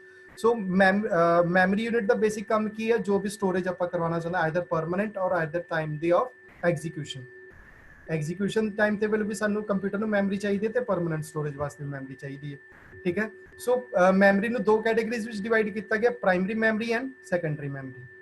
Memory ਨੂੰ ਦੋ ਯੂਨਿਟਸ ਵਿੱਚ ਡਿਵਾਈਡ ਕੀਤਾ ਗਿਆ, ਦੋ ਟਾਈਪਸ ਵਿੱਚ ਡਿਵਾਈਡ ਕੀਤਾ ਗਿਆ। ਪਹਿਲਾ ਹੈਗਾ primary memory and secondary memory. Primary memory ਦੇ ਵਿੱਚ ਆ ਜਾਂਦੇ ਸਾਡੇ ਬੱਚਾ ਫਰਦਰ ਦੋ parts, RAM and ROM. RAM and ROM, ਪਹਿਲਾਂ ਮੈਂ ਰੈਮ ਐਂਡ ਰੋਮ ਹੀ ਡਿਸਕਸ ਕਰ ਲਾਂ। ਰੈਮ ਕੀ ਹੈ? RAM stands for random access memory. ਇਹਨੂੰ ਫੁੱਲ ਫਾਰਮ ਪਲੀਜ਼ ਯਾਦ ਰੱਖ ਲਿਓ, ਰੈਂਡਮ ਐਕਸੈਸ ਮੈਮਰੀ, ਠੀਕ ਹੈ। ROM stands for read only memory. ROM stands for read only memory. So ਇਹਨਾਂ ਦਾ ਜੇ ਮੈਂ ਡਿਫਰੈਂਸ ਦੀ ਗੱਲ ਕਰਾਂ, ਡਿਫਰੈਂਸ ਕੀ ਹੈ ਇਹਨਾਂ ਵਿੱਚ? ਇਹਨਾਂ ਦੇ ਜੇ ਮੈਂ ਡਿਫਰੈਂਸ ਦੀ ਗੱਲ ਕਰਾਂ, RAM is basically random access memory. ਅਸੀਂ ਕਹਿ ਰਹੇ ਹਾਂ ਕਿ ਉਹ ਰੈਂਡਮਲੀ ਐਕਸੈਸ ਕਰ ਰਿਹਾ, ਬਟ ਜਦੋਂ ਇਹਨੂੰ ਮੇਨ ਮੈਮਰੀ ਵੀ ਅਸੀਂ ਕਹਿ ਦਿੰਦੇ ਹਾਂ। ਰੈਮ ਨੂੰ ਅਸੀਂ ਮੇਨ ਮੈਮਰੀ ਵੀ ਕਹਿ ਦਿੰਦੇ ਹਾਂ। CPU ਦੇ ਅੰਦਰ ਜਿੰਨੀ ਵੀ ਐਗਜ਼ੀਕਿਊਸ਼ਨਸ ਹੁੰਦੀ ਹੈ, CPU ਦੇ ਅੰਦਰ ਜਿੰਨੀ ਵੀ ਐਗਜ਼ੀਕਿਊਸ਼ਨ ਹੁੰਦੀ ਹੈ ਉਹ ਸਾਡੀ ਰੈਮ ਦੇ ਵਿੱਚ ਆ ਕੇ ਆਉਂਦੀ। ਤਾਂ ਹੀ ਅਸੀਂ ਕਹਿੰਦੇ ਜਿੰਨੀ ਮੇਰੇ ਕੰਪਿਊਟਰ ਵਿੱਚ ਰੈਮ ਹੋਊਗੀ, ਜਿੰਨੀ ਰੈਮ ਵੱਧ ਹੋਊਗੀ ਮੇਰੇ ਮੋਬਾਈਲ ਦੇ ਵਿੱਚ ਜਾਂ ਕੰਪਿਊਟਰ ਦੇ ਵਿੱਚ, ਉਨੀ ਹੀ ਫਾਸਟ ਪ੍ਰੋਸੈਸਿੰਗ ਹੋਊਗੀ। ਅਸੀਂ ਇਹ ਟਰਮ ਯੂਜ਼ ਕਰਦੇ ਹਾਂ। ਸੋ ਜਿੰਨੀ ਵੀ ਐਗਜ਼ੀਕਿਊਸ਼ਨ ਮੇਰੇ ਕੰਪਿਊਟਰ ਦੇ ਵਿੱਚ ਹੋਣੀ ਹੁੰਦੀ ਹੈ ਉਹ ਮੇਰੀ ਮੇਨ ਮੈਮਰੀ ਵਿੱਚ ਆ ਕੇ ਹੁੰਦੀ ਹੈ, ਯਾਨੀ ਕਿ ਰੈਮ ਦੇ ਵਿੱਚ ਹੁੰਦੀ ਹੈ, ਠੀਕ ਹੈ ਜੀ। ਮੇਨ ਮੈਮਰੀ ਦੇ ਵਿੱਚ ਹੁਣ ਰੈਮ ਕੀ ਹੈ? ਰੈਮ ਦੇ ਵਿੱਚ ਜੋ ਐਗਜ਼ੀਕਿਊਸ਼ਨ ਹੋਊਗੀ ਉਹ ਟੈਂਪਰੇਰੀਲੀ ਹੋਊਗੀ, ਠੀਕ ਹੈ। ਜੇ ਬਾਈ ਚਾਂਸ ਐਗਜ਼ੀਕਿਊਸ਼ਨ ਦੇ ਟਾਈਮ ਤੇ ਲਾਈਟ ਚਲੇ ਜਾਂਦੀ ਹੈ ਤਾਂ ਮੇਰਾ ਡਾਟਾ ਵੀ ਲਾਸ ਹੋ ਜਾਏਗਾ। ਰੈਮ ਦੇ ਕੇਸ ਵਿੱਚ ਕੀ ਆ, ਇਹਨੂੰ ਅਸੀਂ ਵੋਲੇਟਾਈਲ ਵੀ ਕਹਿੰਦੇ ਆ, ਵੋਲੇਟਾਈਲ ਮੈਮਰੀ ਕਹਿੰਦੇ ਆ। ਜਦੋਂ ਰੈਮ ਦੇ ਵਿੱਚ ਕੋਈ ਐਗਜ਼ੀਕਿਊਸ਼ਨ ਹੋ ਰਹੀ ਹੋਊਗੀ, ਟੈਂਪਰੇਰੀ ਸਟੋਰੇਜ ਆ ਜੀ ਇਹ, ਜੇ ਬਾਈ ਚਾਂਸ ਐਗਜ਼ੀਕਿਊਸ਼ਨ ਦੇ ਟਾਈਮ ਤੇ ਲਾਈਟ ਚਲੇ ਜਾਂਦੀ ਹੈ, ਜੋ ਡਾਟਾ ਇਹਦੇ ਵਿੱਚ ਅਵੇਲੇਬਲ ਹੁੰਦਾ ਆ ਉਹ ਵੀ ਸਾਡਾ ਡਿਲੀਟ ਹੋ ਜਾਂਦਾ, ਉਹ ਵੀ ਸਾਡਾ ਖਤਮ ਹੋ ਜਾਂਦਾ। ਬਟ ਰੋਮ ਦੇ ਕੇਸ ਵਿੱਚ ਕੀ ਆ, ਉਹਦੇ ਵਿੱਚ ਜੋ ਡਾਟਾ ਇੱਕ ਵਾਰੀ ਇਨਸਰਟ ਕਰਤਾ ਉਹ ਪਰਮਾਨੈਂਟਲੀ ਸਟੋਰ ਹੁੰਦਾ ਹੈ। ਰੋਮ ਦੇ ਵਿੱਚ ਕੀ ਆ, ਜੋ ਡਾਟਾ ਇੱਕ ਵਾਰੀ ਇਨਸਰਟ ਕਰਤਾ ਉਹ ਪਰਮਾਨੈਂਟਲੀ ਸਟੋਰ ਹੁੰਦਾ ਆ। ਇਹਨੂੰ ਨॉन ਵੋਲੇਟਾਈਲ ਮੈਮਰੀ ਵੀ ਕਹਿੰਦੇ ਆ। ਜੇ ਬਾਈ ਚਾਂਸ ਲਾਈਟ ਚਲੀ ਵੀ ਜਾਏ ਬਟ ਸਟਿਲ ਜੋ ਡਾਟਾ ਇਹਦੇ ਵਿੱਚ ਅਸੀਂ ਇਨਸਰਟ ਕੀਤਾ ਹੋਇਆ ਉਹ ਡਾਟਾ ਅਵੇਲੇਬਲ ਹੋਏਗਾ ਹੀ ਹੋਏਗਾ, ਠੀਕ ਹੈ ਜੀ। ਸੈਕੰਡ ਮੈਮਰੀ ਆ ਜਾਂਦੀ ਹੈ ਸਾਡੇ ਕੋਲ ਸੈਕੰਡਰੀ ਮੈਮਰੀ। ਸੈਕੰਡਰੀ ਮੈਮਰੀ ਦੇ ਵਿੱਚ ਆ ਜਾਂਦਾ magnetic memory and optical memory. Magnetic memory ਦੇ ਅੰਦਰ ਅਗੇਨ ਮੈਗਨੈਟਿਕ ਟੇਪਸ ਤੇ ਮੈਗਨੈਟਿਕ ਡਿਸਕ ਆਪਾਂ ਯੂਜ਼ ਕਰਦੇ ਹੁੰਦੇ ਸੀਗੇ, ਠੀਕ। ਅਸੀਂ ਅੱਗੇ ਦੇਖਦੇ ਹਾਂ ਇਹਨੂੰ। ਰੈਮ ਦੇ ਵਿੱਚ ਟਾਈਪਸ ਫਰਦਰ ਆ ਗਈਆਂ, D RAM, S RAM, dynamic RAM, static RAM. ROM ਆ ਗਿਆ ਸਾਡੇ ਕੋਲ P ROM, programmable read only memory. E ROM, electrically read only erasable read only memory. then we have double EROM, ठीक है जी, electrically erasable programmable read only memory, ठीक। ये ਉਹਦੀਆਂ ਟਾਈਪਸ ਨੇ। ਆਫਟਰ ਦੈਟ ਮੈਗਨੈਟਿਕ ਮੈਮਰੀ ਦੇ ਵਿੱਚ ਆ ਜਾਂਦਾ ਸਾਡੇ ਕੋਲ ਫਲੋਪੀ ਡਿਸਕ ਆ ਜਾਂਦੀ ਹੈ। ਫਲੋਪੀਸ ਪਹਿਲਾਂ ਯੂਜ਼ ਕੀਤੇ ਜਾਂਦੇ ਸੀਗਾ, ਪਲਾਸਟਿਕ ਸਟਰਕਚਰ ਹੁੰਦਾ ਸੀਗਾ, ਇੰਟਰਨਲ ਇੱਕ ਥਿਨ ਪਲਾਸਟਿਕ ਮਟੀਰੀਅਲ ਯੂਜ਼ ਕੀਤਾ ਜਾਂਦਾ ਸੀਗਾ ਜਿਹਦੇ ਤੇ ਮੈਟਲ ਆਕਸਾਈਡ ਕੋਟਡ ਹੁੰਦਾ ਸੀਗਾ। ਡਾਟਾ ਉਹ ਸਟੋਰ ਕਰਦਾ ਸੀਗਾ ਤੇ ਮੈਮਰੀ ਸਾਈਜ਼ ਇਹਦਾ 1.4 MB ਤੱਕ ਹੀ ਹੁੰਦਾ ਸੀਗਾ, ਠੀਕ ਹੈ। ਆਪਟੀਕਲ ਮੈਮਰੀ ਵਿੱਚ ਅਸੀਂ ਸਾਰੇ ਯੂਜ਼ ਕਰਦੇ ਹਾਂ, CD DVDs ਜੋ ਅੱਜ ਯੂਜ਼ ਕਰਦੇ ਹਾਂ ਉਹ ਵੀ, ਇਹ ਵੀ ਆਲਮੋਸਟ ਡਿਮਿਨਿਸ਼ਡ ਹੀ ਆ, ਮੈਮਰੀ ਕਾਰਡ ਨੇ ਦੀ ਸਪੇਸ ਲੈ ਲਈ ਹੈ, ਠੀਕ ਹੈ। ਡਾਟਾ ਰਿਪਰੈਜ਼ੈਂਟੇਸ਼ਨ, ਡਾਟਾ ਕਿੱਦਾਂ ਅਸੀਂ ਰੀਡ ਕਰਦੇ ਕੰਪਿਊਟਰ ਦੇ ਕੇਸ ਵਿੱਚ। ਜਦੋਂ ਅਸੀਂ ਮੈਮਰੀ ਦੀ ਗੱਲ ਕਰਦੇ ਹਾਂ ਅਸੀਂ ਕਹਿੰਦੇ ਹਾਂ ਕਿ ਮੇਰੇ ਕੋਲ ਮੇਰੇ ਮੋਬਾਈਲ ਦੇ ਵਿੱਚ 64 GB ਦੀ ਮੈਮਰੀ ਹੈ, ਬਟ 64 GB ਦੇ ਅੰਦਰ ਕੀ ਆ ਜਾਂਦਾ ਇਹ ਵੀ ਸਾਨੂੰ ਪਤਾ ਹੋਣਾ ਚਾਹੀਦਾ, ਕਿੰਨੇ MBs ਆਉਂਦੇ ਆ, ਠੀਕ ਹੈ। ਮੈਂ ਕਹਿੰਦਾ ਕਿ ਮੇਰੇ ਇੰਟਰਨਲ ਕੈਸ਼ ਮੈਮਰੀ ਹੈ ਜਿਹੜੀ ਉਹ 3 MB ਹੈ, ਬਟ 3 MB ਦੇ ਵਿੱਚ ਕਿੰਨੇ ਡਾਟਾ ਆ ਜਾਂਦਾ, ਕਿਲੋ ਬਾਈਟਸ ਦੇ ਵਿੱਚ ਕਿੰਨਾ ਡਾਟਾ ਇਹਦੇ ਸਾਨੂੰ ਪਤਾ ਹੋਣਾ ਚਾਹੀਦਾ। ਸੋ ਇੱਕ ਟੇਬਲ ਸ਼ੋ ਕਰਨ ਦੀ ਕੋਸ਼ਿਸ਼ ਕੀਤੀ ਹੈ ਮੈਂ। 1 ਕਿਲੋਬਾਈਟ 1 KB ਦੇ ਅੰਦਰ 1024 ਬਾਈਟਸ ਆ ਜਾਂਦੇ। 1 KB ਦੇ ਅੰਦਰ 1 ਕਿਲੋਬਾਈਟ ਦੇ ਅੰਦਰ, ਇਹ ਨੋਟੇਸ਼ਨਸ ਪਲੀਜ਼ ਯਾਦ ਰੱਖ ਲਿਓ। KB ਦੀ ਫੁੱਲ ਫਾਰਮ ਹੈਗੀ ਕਿਲੋਬਾਈਟ, MB ਦੀ ਫੁੱਲ ਫਾਰਮ ਹੈਗੀ ਹੈ ਮੈਗਾਬਾਈਟ, GB ਦੀ ਫੁੱਲ ਫਾਰਮ ਹੈਗੀ gigabyte and TB the full form ਹੈਗੀ ਟੈਰਾਬਾਈਟ। ਇਹ ਸਾਨੂੰ ਪਤਾ ਹੋਣੀ ਚਾਹੀਦੀ ਹੈ, ਠੀਕ। 1 ਮੈਗਾਬਾਈਟ ਦੇ ਅੰਦਰ ਫਰਦਰ 1024 ਕਿਲੋਬਾਈਟਸ ਆ ਜਾਂਦੀਆਂ। ਐਦਾਂ ਹੀ 1 GB ਦੇ ਅੰਦਰ 1024 MB ਦਾ ਡਾਟਾ ਆ ਜਾਂਦਾ। 1 GB ਦੇ ਅੰਦਰ 1024 MB ਦਾ ਡਾਟਾ ਆ ਜਾਂਦਾ। ਫਰਦਰ ਸਾਡੇ ਕੋਲ 1 ਟੈਰਾਬਾਈਟ ਇੱਕ ਟੀਵੀ ਦੀ ਜੇ ਗੱਲ ਕਰਦੇ ਆ, ਸਾਡੇ ਕੋਲ 1024 ਗੀਗਾਬਾਈਟ ਦਾ ਡਾਟਾ ਹੈ। ਠੀਕ ਹੈ ਜੀ, ਇਹ ਕੁਝ ਰਿਪਰੈਜ਼ੈਂਟੇਸ਼ਨ ਸੀਗੀਆਂ। After that applications of computer ਕਿੱਥੇ ਕਿੱਥੇ ਯੂਜ਼ ਕੀਤਾ ਜਾਂਦਾ। ਇਹ ਬੇਸਿਕਲੀ ਸਾਇੰਟੀਫਿਕ ਰਿਸਰਚ, ਜਿੰਨੇ ਵੀ ਆਪਰੇਸ਼ਨਸ ਹੁੰਦੇ ਆ, ਸਾਇੰਟੀਫਿਕ ਰੇਸ਼ੋਜ਼ ਆਪਾਂ ਅਪ ਡਾਊਨਸ ਨੋਟ ਡਾਊਨ ਕਰਨੇ ਹੁੰਦੇ ਆ, ਪਹਿਲਾਂ ਕੀ ਰਿਜ਼ਲਟ ਆਇਆ, ਹੁਣ ਕੀ ਰਿਜ਼ਲਟ ਆਇਆ, ਉਸ ਕੇਸ ਵਿੱਚ ਅਸੀਂ ਇਹਨੂੰ ਯੂਜ਼ ਕਰਦੇ ਹਾਂ। ਦੈਨ ਬਿਜ਼ਨਸ ਐਪਲੀਕੇਸ਼ਨਸ ਵਿੱਚ ਯੂਜ਼ ਕੀਤਾ ਜਾਂਦਾ ਹੈ ਨਾ, banking sector, online business, Flipkart, ਸਾਰਾ ਉਹ ਕੰਪਿਊਟਰ ਬੇਸਡ ਹੀ ਹੈ। ਐਜੂਕੇਸ਼ਨ ਅਸੀਂ ਕਰ ਹੀ ਰਹੇ ਹਾਂ ਅੱਜ ਦੇ ਟਾਈਮ ਵਿੱਚ। COVID-19 ਦੇ ਵਿੱਚ ਜਿੰਨਾ ਅਸੀਂ ਕੰਪਿਊਟਰਸ ਨੂੰ ਯੂਜ਼ ਕੀਤਾ, ਅਰਲੀਅਰ ਪਹਿਲਾਂ ਵੀ ਕਰ ਰਹੇ ਹਾਂ ਬਟ ਹੁਣ ਵੀ ਕਰ ਰਹੇ ਹਾਂ। ਆਫਟਰ ਦੈਟ ਐਂਟਰਟੇਨਮੈਂਟ, YouTube ਸਾਰੇ ਦੇਖਦੇ ਹਾਂ, ਮੂਵੀਜ਼ ਦੇਖਦੇ ਹਾਂ, ਗਾਣੇ ਸੁਣਦੇ ਹਾਂ। ਠੀਕ ਹੈ ਜੀ, ਉਹ ਸਾਰਾ ਫੇਸਬੁੱਕ ਕਮਰਸ਼ੀਅਲ ਐਂਟਰਟੇਨਮੈਂਟ ਜਿੰਨਾ ਵੀ ਸਾਡਾ ਹੈਗਾ ਸੋਸ਼ਲ, ਉਹ ਸਾਰਾ ਇਹਦੇ ਵਿੱਚ ਆ ਗਿਆ। ਬੈਂਕ ਦੇ ਆਨਲਾਈਨ ਬੈਂਕਿੰਗ ਜਿੰਨੀ ਆ, ਕਮਿਊਨੀਕੇਸ਼ਨ, ਚੈਟਿੰਗ ਅਸੀਂ ਕਰਦੇ ਹਾਂ, WhatsApp ਵੀ ਖੋਲ ਸਕਦੇ ਹਾਂ ਕੰਪਿਊਟਰ ਤੇ, ਹੈ ਨਾ, ਫੇਸਬੁੱਕ ਚੈਟ ਕਰਦੇ ਹਾਂ, ਮੇਲਸ ਭੇਜਦੇ ਹਾਂ। ਇੰਜੀਨੀਅਰਿੰਗ ਟਾਸਕ ਆ ਜਾਂਦਾ, CAD CAM ਸੌਫਟਵੇਅਰਸ ਹੈਗੇ ਆ। ਠੀਕ ਹੈ, PHP, ਵੈਬ ਡਿਜ਼ਾਈਨਿੰਗ ਰਿਲੇਟਡ ਜਿੰਨੇ ਵੀ ਫੀਲਡਸ ਆ, ਹੁਣ ਕੰਪਿਊਟਰਸ ਦੀ ਵਰਤੋਂ ਹਰ ਫੀਲਡ ਵਿੱਚ ਕੀਤੀ ਜਾਂਦੀ ਆਲਮੋਸਟ। ਠੀਕ ਹੈ, ਬੇਸ਼ੱਕ ਉਹ ਇੰਜੀਨੀਅਰਿੰਗ ਆ, ਡਾਕਟਰ ਆ, ਠੀਕ ਹੈ ਜੀ, ਸਿਵਲ ਇੰਜੀਨੀਅਰ ਆ, ਮਕੈਨੀਕਲ ਇੰਜੀਨੀਅਰ ਆ, ਸਾਰੇ ਨੇ ਕੰਪਿਊਟਰਸ ਦਾ ਯੂਜ਼ ਕਰਨਾ ਹੀ ਕਰਨਾ ਹੈ। ਅੱਗੇ ਆਉਂਦਾ ਮੈਡੀਸਿਨ ਡਾਕਟਰਸ ਵੀ ਇਹਨੂੰ ਯੂਜ਼ ਕਰਦੇ ਆ, ਪਲੱਸ ਆਪਰੇਸ਼ਨਸ ਜੇ ਅਸੀਂ ਕਰਦੇ ਹਾਂ ਉਹ ਵੀ ਲਾਈਵ, ਜੇ ਅਸੀਂ ਐਜ਼ ਏ ਲੈਕਚਰ ਦਿਖਾਉਣਾ ਚਾਹੁੰਦੇ ਉੱਥੇ ਵੀ ਯੂਜ਼ ਕੀਤਾ ਜਾਂਦਾ। ਠੀਕ ਹੈ, ਬੁੱਕ ਪਬਲਿਸ਼ਿੰਗ, ਕਈਆਂ ਨੂੰ ਸ਼ੌਂਕ ਹੁੰਦਾ ਆਪਣੇ ਬਲੌਗਸ ਲਿਖਣ ਦਾ। ਠੀਕ ਹੈ, ਉਹਨਾਂ ਬਲੌਗਸ ਦੇ ਕੰਬੀਨੇਸ਼ਨ ਨਾਲ ਬੁੱਕਸ ਅਸੀਂ ਇੱਕ ਪੂਰੀ ਦੀ ਪੂਰੀ ਵਰਡ ਦੀ ਡਾਕੂਮੈਂਟ ਬਣਾ ਲੈਂਦੇ ਹਾਂ, ਉਹਨੂੰ ਪਬਲਿਸ਼ ਕਰ ਦਿੰਦੇ ਹਾਂ, ਆਨਲਾਈਨ ਪਬਲਿਸ਼ ਅਸੀਂ ਕਰ ਸਕਦੇ ਹਾਂ। ਠੀਕ ਹੈ, gaming, all of you know, games ਵਾਸਤੇ ਯੂਜ਼ ਕੀਤਾ ਹੀ ਜਾਂਦਾ ਕੰਪਿਊਟਰ। ਪਰਸਨਲ, ਮੈਂ ਆਪਣਾ ਡਾਟਾ ਜਿੰਨਾ ਕੰਪਿਊਟਰ ਤੇ ਰੱਖਦਾ ਫॉर ਪਰਸਨਲ ਯੂਜ਼ ਵੀ ਮੈਂ ਇਹਨੂੰ ਯੂਜ਼ ਕਰਦਾ। Accounting, banking and accounting both are same thing. ਇਹਨੂੰ ਸੋ ਦੀਜ਼ ਆਰ ਸਮ ਸੈਕਟਰਸ ਜਿੱਥੇ ਇਹਨੂੰ ਯੂਜ਼ ਕੀਤਾ ਜਾਂਦਾ ਕੰਪਿਊਟਰਸ ਨੂੰ। ਹੁਣ ਇਹਦੇ 'ਚ ਮੈਂ ਐਡਵਾਂਟੇਜਸ ਤੇ ਡਿਸਐਡਵਾਂਟੇਜਸ ਦੀ ਗੱਲ ਕਰਾਂ, ਮੇਜਰਲੀ ਮੈਂ ਐਡਵਾਂਟੇਜਸ ਵੱਲ ਫੋਕਸ ਕਰਦਾ ਹਜੇ। ਐਡਵਾਂਟੇਜਸ ਕੀ ਆ, ਕੰਪਿਊਟਰ ਮੇਰਾ 24/7 ਕੰਮ ਕਰ ਸਕਦਾ। ਕੰਪਿਊਟਰ ਮੇਰਾ 24/7 ਦਾ ਮਤਲਬ 24 ਘੰਟੇ 7 ਦਿਨ, 7 ਦੇ 7 ਦਿਨ 24 ਘੰਟੇ ਮੇਰਾ ਕੰਪਿਊਟਰ ਔਨ ਰਹਿ ਸਕਦਾ ਹੈ, ਕੰਮ ਕਰ ਸਕਦਾ ਹੈ, ਇਹ ਕੈਪੇਬਲ ਹੈ। ਠੀਕ ਹੈ, ਬਟ ਜੇ ਮੈਂ ਹਿਊਮਨ ਦੀ ਗੱਲ ਕਰਾਂ, ਹਿਊਮਨ ਥੱਕ ਜਾਂਦਾ। ਹੁਣ ਅਸੀਂ ਲੈਕਚਰ ਡਿਸਕਸ ਕਰ ਰਹੇ ਹਾਂ, ਮੇਬੀ 10-15 ਮਿੰਟ ਬਾਅਦ, ਅਤੇ ਮੈਂ ਹਿਊਮਨ ਨੇਚਰ ਹੈ ਸਾਡਾ, ਹਿਊਮਨ ਮਾਈਂਡ, ਸਿਰਫ ਅਸੀਂ ਕਿਸੇ ਨੂੰ 10 ਮਿੰਟ ਤੋਂ ਜ਼ਿਆਦਾ ਕਿਸੇ ਨੂੰ ਰੈਗੂਲਰ ਸੁਣ ਨਹੀਂ ਸਕਦੇ। ਬਟ ਕੰਪਿਊਟਰ ਸਾਡਾ 24/7 ਕੰਮ ਕਰ ਸਕਦਾ। ਮਲਟੀਟਾਸਕਿੰਗ, ਇੱਕ ਟਾਈਮ ਤੇ ਬਹੁਤ ਸਾਰੇ ਕੰਮ ਕਰ ਸਕਦਾ। ਮੈਂ ਵਰਡ ਤੇ ਟਾਈਪ ਵੀ ਕਰ ਸਕਦਾ, ਇੰਟਰਨੈਟ ਵੀ ਚਲਾ ਸਕਦਾ ਹਾਂ, ਸਾਈਮਲਟੇਨੀਅਸਲੀ ਗਾਣੇ ਵੀ ਚਲਾ ਸਕਦਾ ਹਾਂ। ਠੀਕ ਹੈ, ਗਾਣੇ ਚਲਾਉਣ ਦਾ ਕੰਮ ਮੈਂ ਇੱਕ ਕਰਾਂਗਾ, ਬਟ ਮੇਰਾ ਕੰਪਿਊਟਰ ਮਲਟੀਪਲ ਟਾਸਕ ਪਰਫਾਰਮ ਕਰ ਰਿਹਾ ਹੋਏਗਾ। ਠੀਕ ਹੈ, ਗਾਣੇ ਵੀ ਪਲੇ ਕਰ ਰਿਹਾ ਹੋਏਗਾ, ਇੰਟਰਨੈਟ ਵੈਬ ਬਰਾਊਜ਼ਰ ਵੀ ਖੁੱਲਿਆ ਹੋਊਗਾ, ਵਰਡ ਵੀ ਖੁੱਲਿਆ ਹੋਊਗਾ, ਜਿੱਥੇ ਮੈਂ ਟਾਈਪਿੰਗ ਕਰਨਾ ਚਾਹੁੰਦਾ, ਹਾਈ ਸਪੀਡ, ਜੋ ਮੈਂ ਪ੍ਰੋਸੈਸਿੰਗ ਕਰਨ ਵਿੱਚ ਟਾਈਮ ਲਾਉਂਗਾ। ਜੇ ਮੈਨੂੰ ਕੋਈ ਕਵੇ 24 multiplied by 559, I will take some time to calculate, ਮੈਂ ਟਾਈਮ ਲਾਉਂਗਾ ਕੈਲਕੂਲੇਟ ਕਰਨ ਨੂੰ। ਬਟ ਜੇ ਕੰਪਿਊਟਰ ਨੂੰ ਮੈਂ ਇੰਸਟਰਕਸ਼ਨ ਦੇ ਦਾਂਗਾ 24/559, ਉਹ ਵਿਦਨ ਅ ਸੈਕਿੰਡ ਮੈਨੂੰ ਰਿਜ਼ਲਟ ਦੇ ਦੇਗਾ, ਹਾਈ ਸਪੀਡ ਹੈ। ਠੀਕ ਹੈ, ਐਕੂਰੇਸੀ, ਰਿਜ਼ਲਟ ਦੇ ਐਕੂਰੇਸੀ 100% ਹੋਊਗੀ। ਜੋ ਰਿਜ਼ਲਟ ਜਿੱਦਾਂ ਦੀ ਇਨਪੁਟ ਦੇਵਾਂਗੇ ਉੱਦਾਂ ਦਾ ਹੀ ਰਿਜ਼ਲਟ ਮੇਰੇ ਕੋਲ ਆ ਜਾਊਗਾ। ਬਟ ਜੇ ਮੇਰੀ ਇਨਪੁਟ ਗਲਤ ਆ, ਰਿਜ਼ਲਟ ਮੇਰਾ ਗਲਤ ਹੋਊਗਾ। ਜੇ ਮੇਰੀ ਇਨਪੁਟ ਠੀਕ ਆ, ਰਿਜ਼ਲਟ ਮੇਰਾ obvious ਹੈ, within a high speed, within a seconds ਉਹ ਐਕੂਰੇਟ ਕੈਲਕੂਲੇਟ ਕਰਕੇ ਦੇਊਗਾ। Huge storage, comparative to human mind, ਮੈਂ ਜੇ ਡਾਟਾ ਸਟੋਰ ਕਰਨ ਦੀ ਗੱਲ ਕਰਾਂ ਆਪਣੇ ਦਿਮਾਗ ਵਿੱਚ, ਮੈਂ ਲਿਮਿਟਡ ਹੋਊਗਾ, 1-2 ਦਿਨ ਦਾ ਡਾਟਾ ਸਟੋਰ ਕਰ ਸਕਦਾ।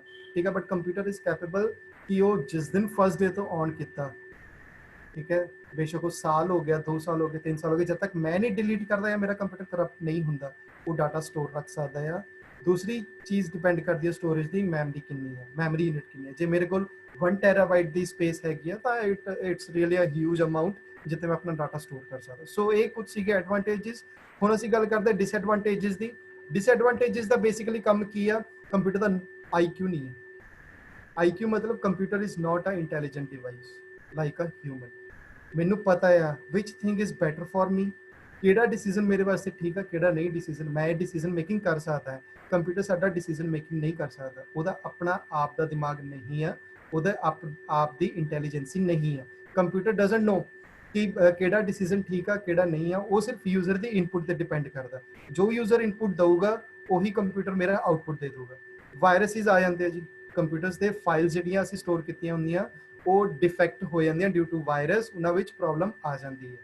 ਠੀਕ ਹੈ, ਹਾਰਡਵੇਅਰ ਡੈਮੇਜ ਹੋ ਜਾਂਦਾ। ਜੇ ਮੇਰਾ ਕੰਪਿਊਟਰ जे मैं कहा मेरी हार्ड डिस्क ही डैमेज हो गई, ठीक है, तो मेरा सारा डाटा लॉस, कंप्यूटर मेरा डैमेज, फुल फ्लैज जो भी मेरी अवेलेबिलिटी ऑफ डाटा सी जीरो, हार्डवेयर डैमेज हो जाते हैं, माउस कीबोर्ड कीज़ खराब हो जाती हैं, माउस के कीज़ खराब हो जाती हैं, ठीक है, डाटा लॉस के चांसिस बहुत ने, मिसयूज भी हो सकता। इफ समबडी कोई मेरा फ्रेंड ही आके ही नोज मेरे कंप्यूटर का डाटा पासवर्ड उन्होंने पता है, जे कोई इन्फॉर्मेशन मेरे माइंड में जब तक मैं नहीं दसदा कोई उन्होंने नहीं पढ़ सकता, बट कंप्यूटर का जे किसी मेरे फ्रेंड को पासवर्ड पता है वो in any way, in any case उन्हें डाटा कॉपी कर लिया, ठीक है, कंप्यूटर से लॉग इन करना डाटा कॉपी कर लिया, अपने नेम तो पब्लिश करता, तो मेरा डाटा मिसयूज हो गया, ठीक है, जो मेरा डाटा सी वो किसी होर ने यूज कर लिया, यानी कि that is a misuse of my personal data, ठीक है। सो ये कुछ एडवांटेजेस एंड डिसएडवांटेजेस आ कुछ रेफरेंसेस लिंक्स ने जी जो मैं अपना लेक्चर प्रिपेयर करने वास्ते यूज किए हैं।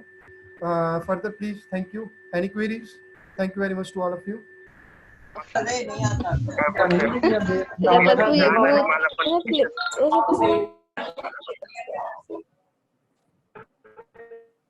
हेलो, जे किसी का क्वेश्चन है हैंड रेज करके वो पूछ सकता है, मेरे को 2 मिनट। हेलो, वही बोल रहे जट्टू ने। हेलो हेलो सर, जॉयस्टिक के बारे में थोड़ा बताइए ना। कौन सा device? Joystick. Joystick ma'am, joystick basically एक ऐसा डिवाइस है ਜਿਹਦੀ ਤੇ ਮੈਂ ਸਟਰਕਚਰ ਗੱਲ ਕਰ ਰਹਾ ਮੈਂ ਡਾਇਗਰਾਮ ਐਨੀਮੇਸ਼ਨ ਸ਼ੋ ਕਰਨ ਦੀ ਕੋਸ਼ਿਸ਼ ਵੀ ਕੀਤੀ ਸੀਗੀ ਤੇ ਉਹਦੇ ਵਿੱਚ ਕੀ ਆ ਵੀ ਹੈਵ ਅ ਸਟਿਕ, ਸਾਡੇ ਮੇਰੇ ਹੱਥ ਵਿੱਚ ਜਿਹੜਾ ਡਿਵਾਈਸ ਹੋਊਗਾ ਇੱਕ ਸਟਿਕ ਹੋਊਗੀ, ਉਸ ਸਟਿਕ ਦੇ ਬਾਟਮ ਤੇ ਕੀ ਹੋਊਗਾ ਇੱਕ ਬਾਲ ਹੋਏਗੀ, ਠੀਕ ਹੈ ਜੀ। बेसिकली गेमिंग पर्पसेस वास्ते यूज किया जाता, मोबाइल ਤੇ ਵੀ ਆਏ ਸੀ ਜॉयस्टिक ਬਟ ਵਾਸ ਨਾਟ ਪॉपुलर। ਜਿਸ ਡਾਇਰੈਕਸ਼ਨ ਨੂੰ ਮੈਂ ਸਟਿਕ ਨੂੰ ਮੂਵ ਕਰਾਂਗਾ ਉਹਦੇ ਇੰਟਰਨਲ ਜੋ ਬਾਲ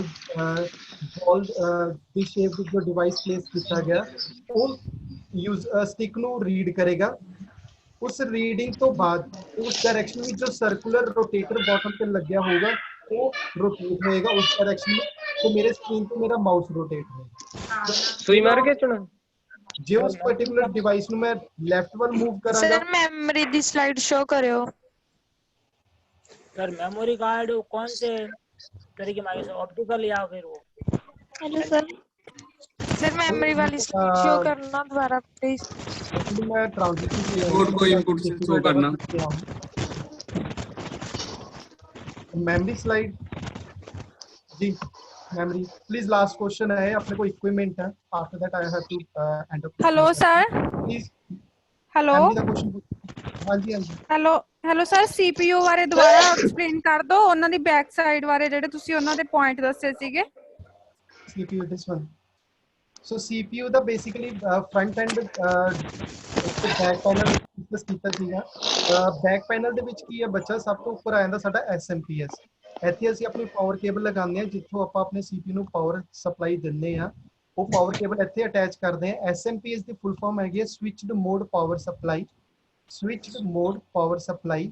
ਇਹਦਾ ਬੇਸਿਕ ਕੰਮ ਹੈਗਾ ਵਿਦਿਨ ਦੀ CPU ਜਿੰਨੇ ਵੀ ਡਿਵਾਈਸਿਸ ਲੱਗੇ ਹੋਏ ਨੇ, ਬੇਸ਼ੱਕ ਉਹ CD-ROM ਆ, ਮਦਰਬੋਰਡ ਆ, ਮਦਰਬੋਰਡ ਦੇ ਇੰਟਰਨਲ ਜਿੰਨੇ ਡਿਵਾਈਸਿਸ ਨੇ, ਪ੍ਰੋਸੈਸਰ ਆ, ਹਰ ਡਿਵਾਈਸ ਦੀ ਕਿੰਨੀ ਇਲੈਕਟ੍ਰੀਕਲ यूनिट इनटेक है, कितनी वोल्टेज इनटेक है, कितनी ही वोल्टेज अगर सप्लाई करेगा उस particular Jaswinder sir, Jaswinder sir है गया जिथे ਅਸੀਂ ਆਪਣੇ ਕੀਬੋਰਡ ਐਂਡ ਮਾਊਸ ਪਹਿਲਾਂ ਆਉਂਦੀ ਸੀਗੇ ਪਿਨ ਸਟਰਕਚਰ ਕਨੈਕਟਰ ਹੁੰਦੇ ਸੀਗੇ, ਮਾਊਸ ਐਂਡ ਕੀਬੋਰਡ ਕਨੈਕਟ ਕਰਦੇ PS2 पोर्ट्स ਤੇ।